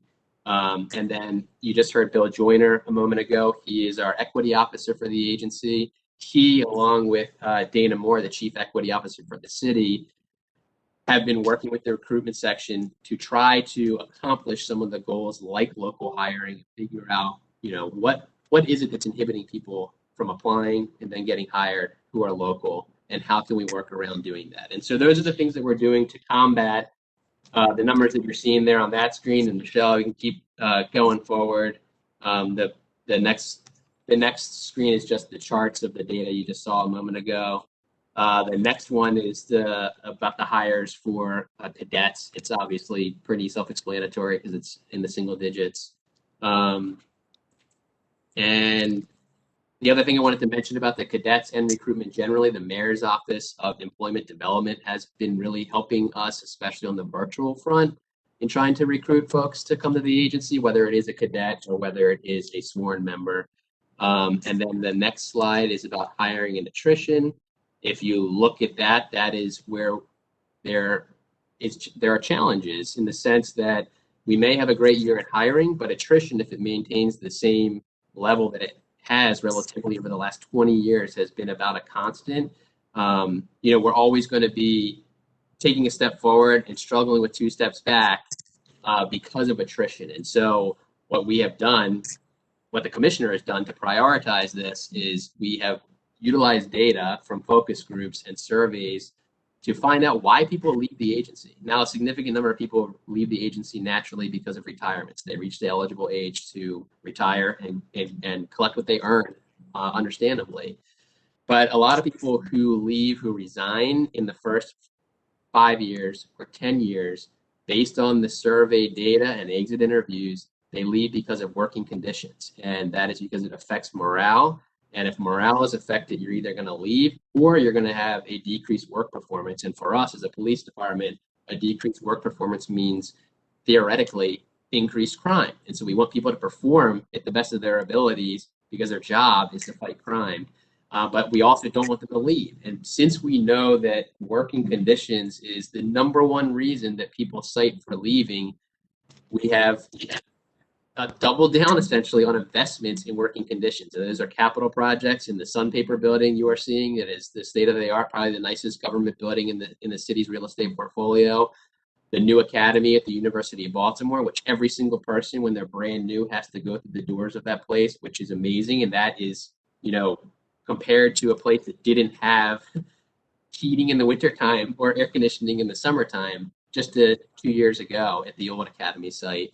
It also is investments where we are prioritizing the purchase of vehicles and coming out of a huge Project Pacific Innovators program where we identified the best practices for fleet management. We know that cars are critically important because especially with patrol, which is where the majority of our workforce is, they spend 90% of their day in the car. And if they have cars that are not effective, that don't work, or that are breaking down, or that are just not cared for, or that are old, which a lot of them are, that affects people's morale. And that causes them to leave or have poor performance, essentially. And so, can I ask you a question? Yes. Just kind of tagging on to that, since you're bringing it up now, I was going to hold off until later. But sure. You alluded to the biggest issue for why people decide to leave the department having to do with the working conditions. You talked about the buildings, you talked about the vehicles. How much of that has to do with the workload and the staff shortages that we see? Do you mean the wear and tear on the vehicles or in the buildings, or people leaving because of the work? On the people leaving because they're working a lot of overtime or just really stressed out. It is. I think that's a great point. I mean, I am a civilian, obviously, but from working here and from what I know and can see, this is probably being a police officer is probably the most stressful job in the country, and it is very difficult. And you're under a microscope, and you are literally going from one thing to another. I mean, I don't need to obviously explain all that to all of you. It is just very stressful, and so I think that you make a great point. The workload is difficult. And so the catch-22 with the slides we're talking about here with recruitment is that we need to staff up. We need to hire more people, which will ease the work burden on each individual in the agency. And so, all of these things are connected, obviously. And so that is why hiring more officers is so critically important, because it does reduce the workload burden on the officers.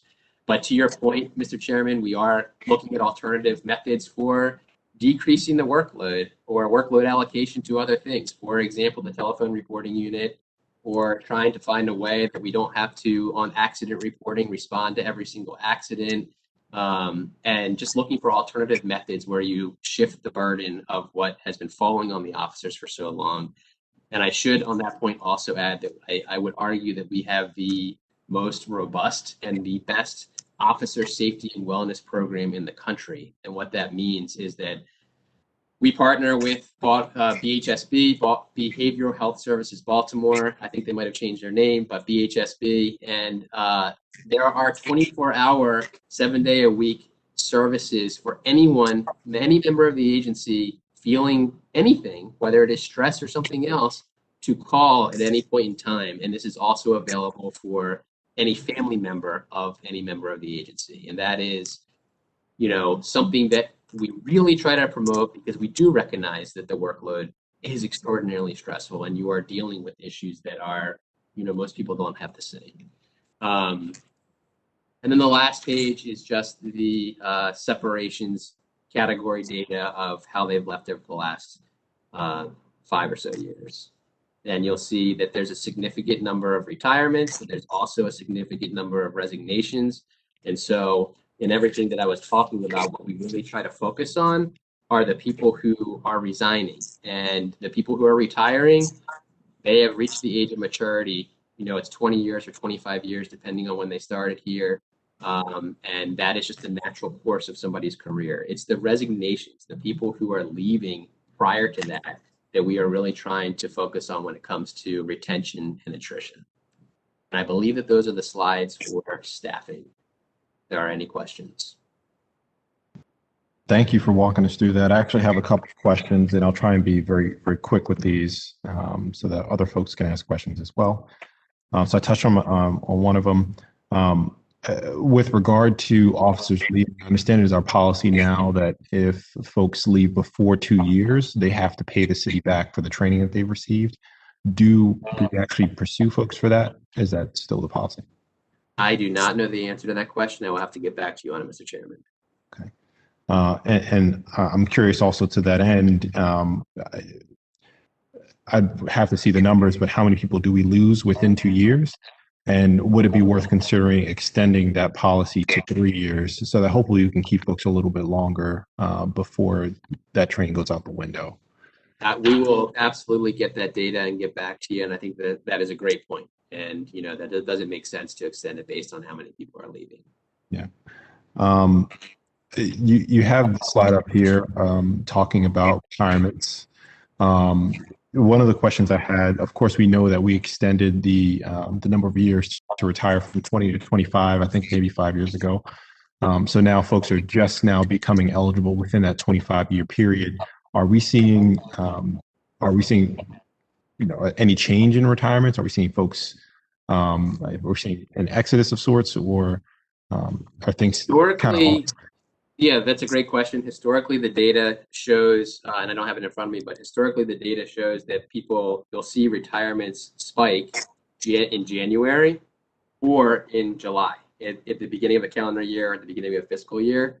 And last year, I do remember, there was a significant spike in January. This is of 2020, and it was not as significant this year. But I mean, without knowing the actual empirical reason, I would attribute it to exactly what you just said. We are reaching that age when you're going to see a plateauing of these people who were ready to go at 20 years, but then had to stay for an additional 5. And so you will see that probably over the next 5 years, if I had to guess.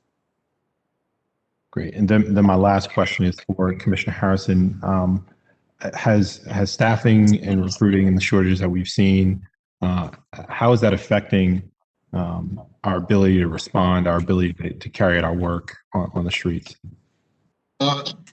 Because we've been resourceful and because we set early goals by reducing the workload burden that you talked about earlier, decreasing response times, getting some of the work away, the implementation of technology to offset some of the human functions we were doing, the staffing shortage has not overly affected patrol response times, caseload per detective. We're still, need to do better, but it has not negatively affected that. Because we're making improvements with technology and reducing burdens, becoming smarter with deployment strategies, and just moving away from some of the things that we just did because it was always done that way. We're being smarter about deployment. So we're actually able to do as much with what we have as we used to do with more.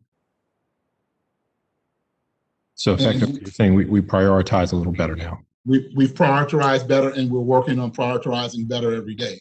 And going forward with technology, being able to move into this new records management system, we'll be able to do a lot more. Officers will not have to go back to police stations to do anything. They'll be able to do everything from the computer in their car, and reducing the workload and burdens. You'll see more of that coming from the department and our city government in the near future, how we prioritize and just be smarter about what we think we should be going to and responding to and what we shouldn't. Prioritizes and allows us to have that free time for community engagement and for community policing. You asked a question earlier that I want to touch upon that Deputy Chief Gillis answered, but I want to elaborate on it because it's not just working conditions in the capital projects. You are correct. It is working conditions in workload and type of work. But really, when you see officers leave police departments, it's for the number 2 and number 3 reason that they leave, which is upward mobility in the organization or the lack thereof, and fairness and equity in the selection and promotion process. So when you talk about workload, it's really part of their ability to promote up in the agency or their ability to take on specialized assignments, more so than just having a lot of work to do. Officers don't mind doing a lot of work if the property is decent, if there's fairness and equity in how they transfer in and out of specialized units, and have the ability to promote, which are, I think, more important than the volume of work. So that second and pay is number 4. Thank you. I see Councilman Costello still has his hand up. I'm not sure if you have a question. Councilman Costello?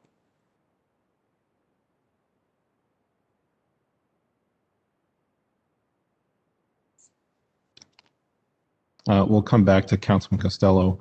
I see Councilman Glover has his hand up as well. Councilman Glover, you have the floor. Thanks, Mr. Chair.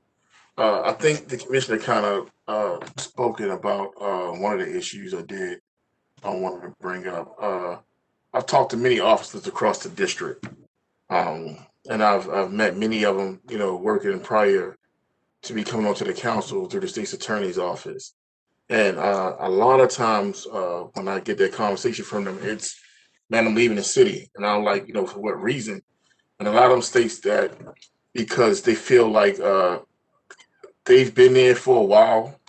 They've put in their time. They've taken tests to advance themselves in their careers.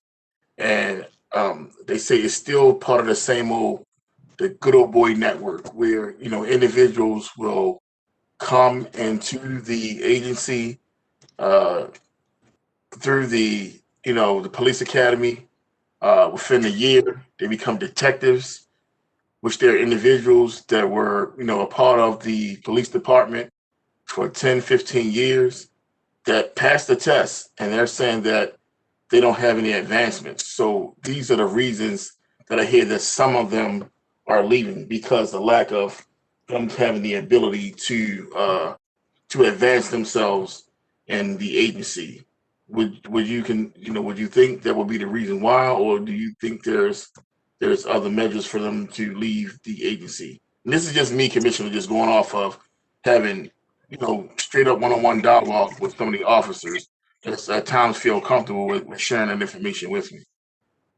Well, I think you're always, it's never going to be a perfect system, but we have a fair and equitable application process for officers to apply for specialized assignments like detectives, where we announce a vacancy and officers apply.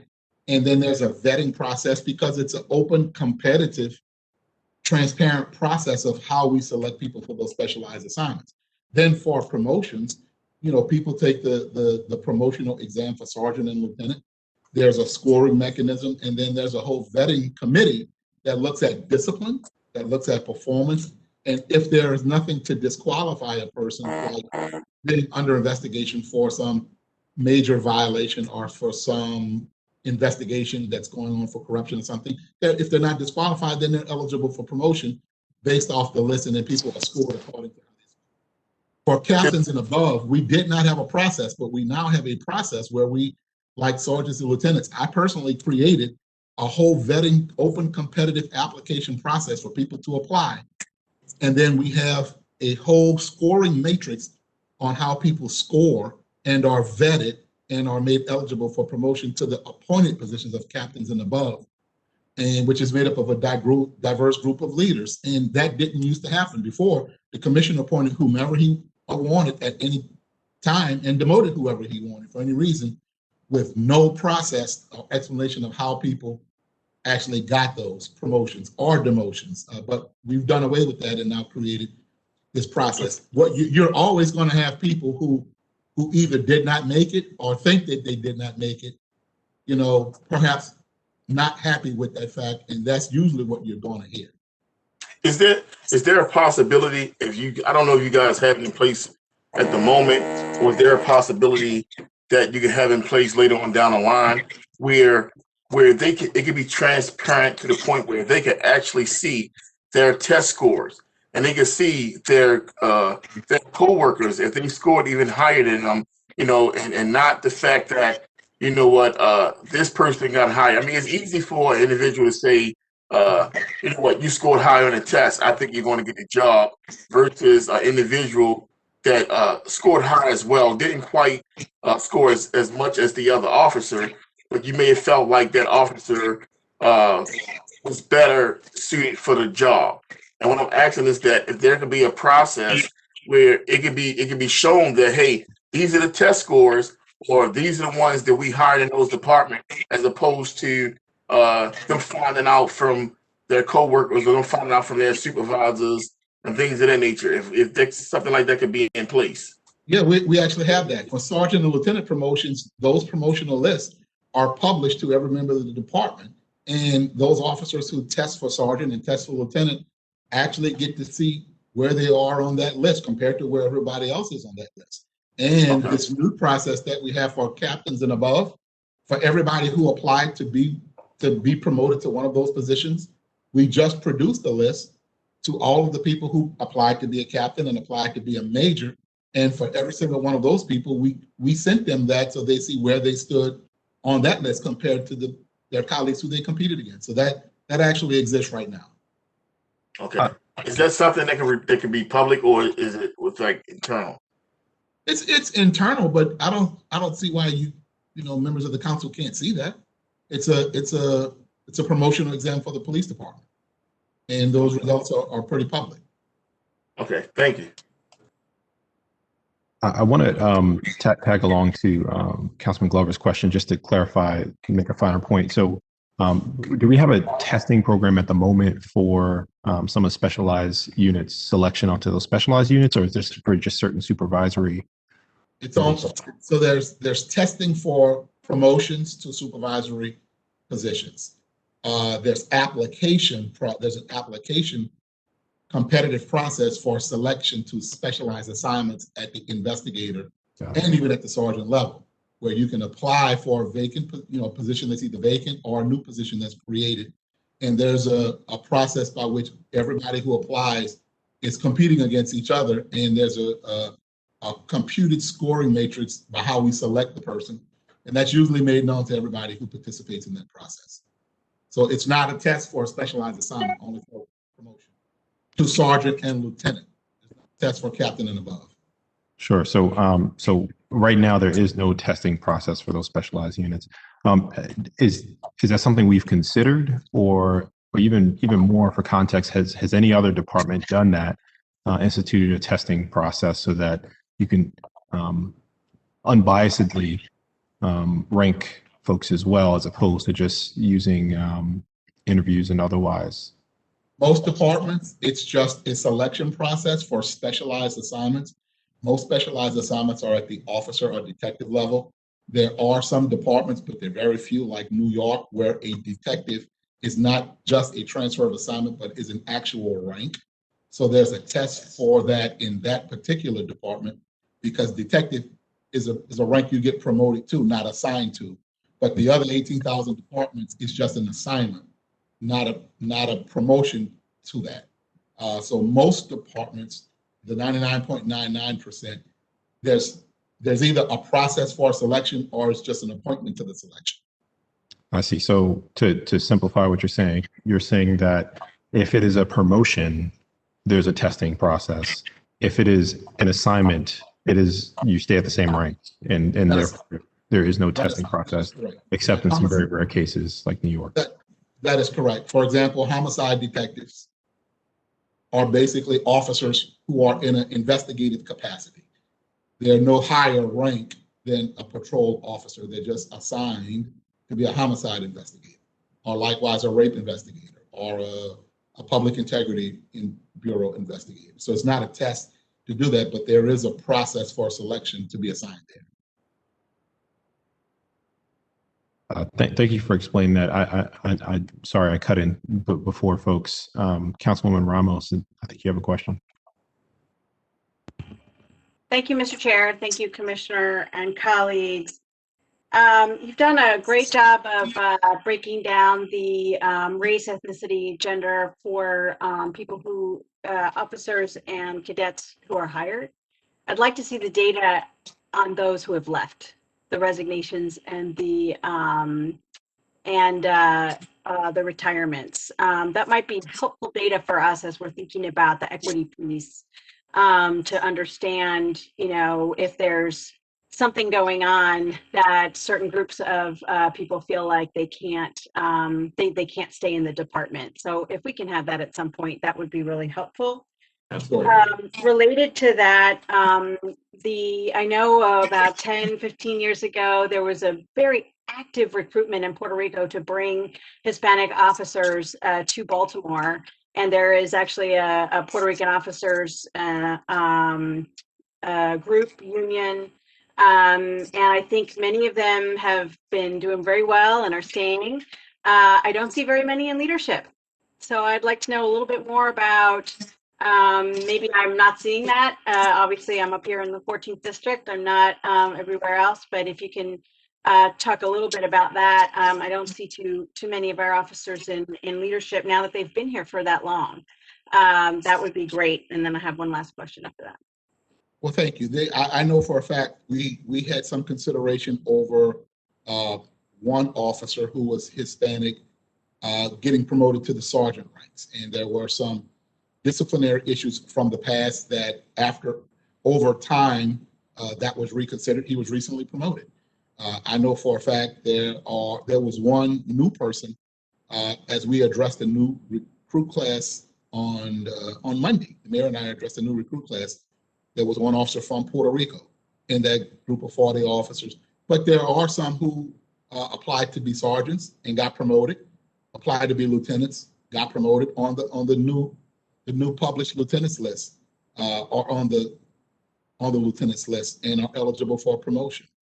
And as we have members rise up through the department, we're making assessments every day of who is interested in being eligible for promotions to captain and above. Now, to be eligible for captain and above, you have to be the rank of a lieutenant for a year alone. And so, but that's an open process, and we're certainly open to that, and encouraging people to join the department and encouraging people to take the promotional exams and help them study so that they can do well. And if I could add to that, Councilwoman, one of the things that Bill Joyner, who is our equity officer, is helping us look at is, how do we get people to apply? Because people may not be applying for promotion, to the commissioner's point. And so it starts from the infancy from a cadet all the way up through the command ranks. And how can we get more diverse applicants to apply, and what barriers might be that exist that we're not even aware of without really looking at it, that are preventing them from applying in the first place, which then of course would be preventing them from being promoted. So that is something that we are actively looking at across the board, essentially. I appreciate that, and I did notice that we may need to be working on some recruitment of even cadets from my community, and happy to brainstorm that with you both, for locally, but also whether there's other recruitment efforts around, because the Latino population is growing in Baltimore, and we want to have officers that understand what's going on. Obviously, that's part of the equity part, but we also want to make sure that the officers aren't just translators; they're actually doing the work. So just putting that out there, and I hope that we can work together on that. Mr. Chair, I just have one last question. recently, Commissioner, you announced a program to be promoting women in the ranks, and I'm wondering if you can elaborate on the program and then add it to your reporting as we go forward. Well, I know for one, we signed on to a national campaign, 30 by 30, having 30% of our department with 30% female by 2030. And certainly encouraging females in our department, again, to apply for promotions. And we have those who've applied for promotions, especially command positions at the rank of captain and major and above. And, we announced earlier today, Colonel Briscoe is going to be promoted to deputy commissioner. And I believe first female, first African-American. She was the first African-American female that I promoted to colonel. And so we're certainly interested in making sure that we have representation in all of the ranks, especially in the command ranks, especially in the executive ranks.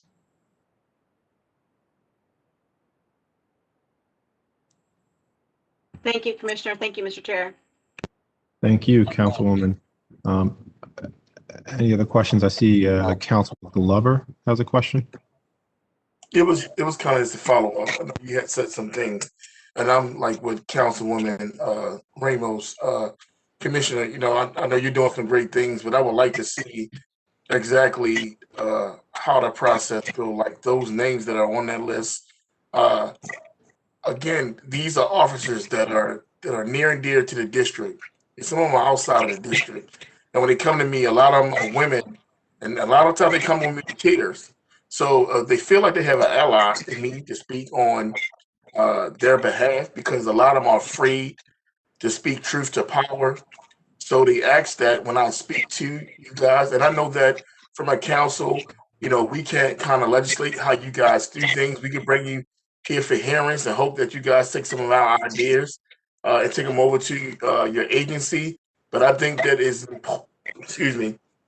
I think that is important that we listen to the small people that are on the ground. When I say the small people, some of these are our service officers. Some of these are the ones that go in the community to make sure that Ms. Johnson, who's 80 years old, are okay. But again, they feel like, when they do go for advancements and they feel like they qualified, on those tests, that they don't have any baggage with them.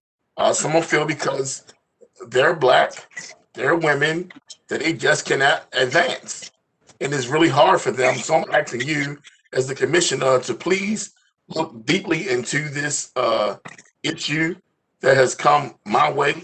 I'm quite sure it's come to other council members, but it's a problem because we're losing great officers that want to stay here, but they're leaving because of the fact that they feel like their voice are not being heard.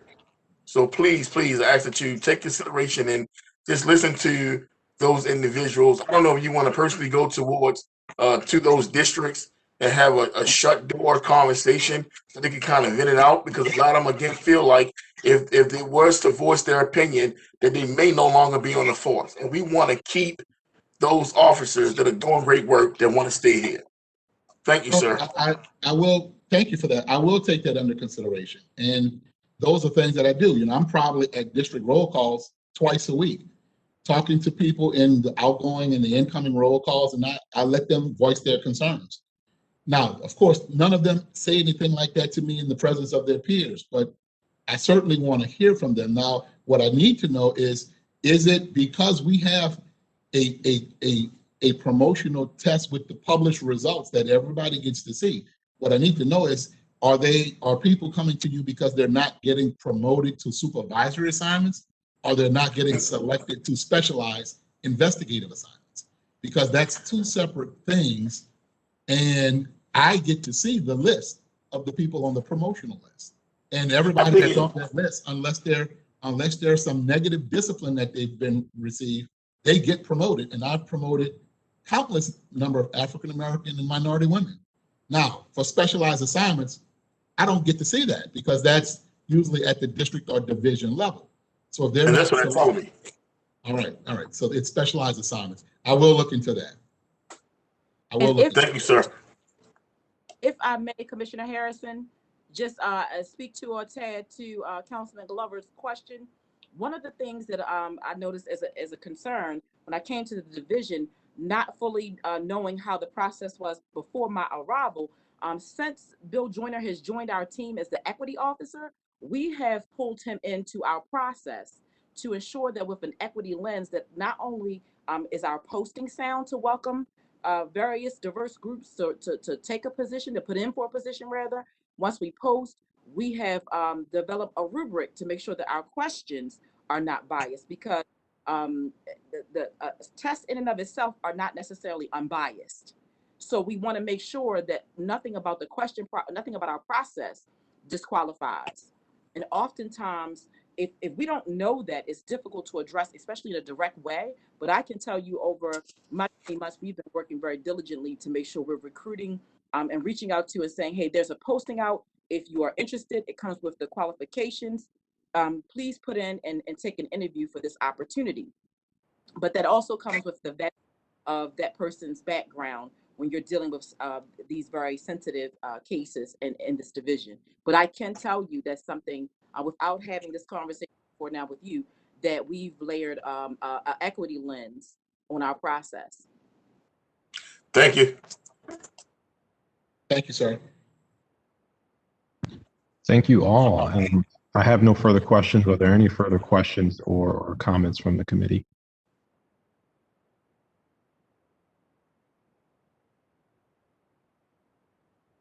Seeing no further questions, I want to thank Commissioner Harrison and the rest of the police department for bearing with us for 2.5 hours and answering all of our very detailed questions.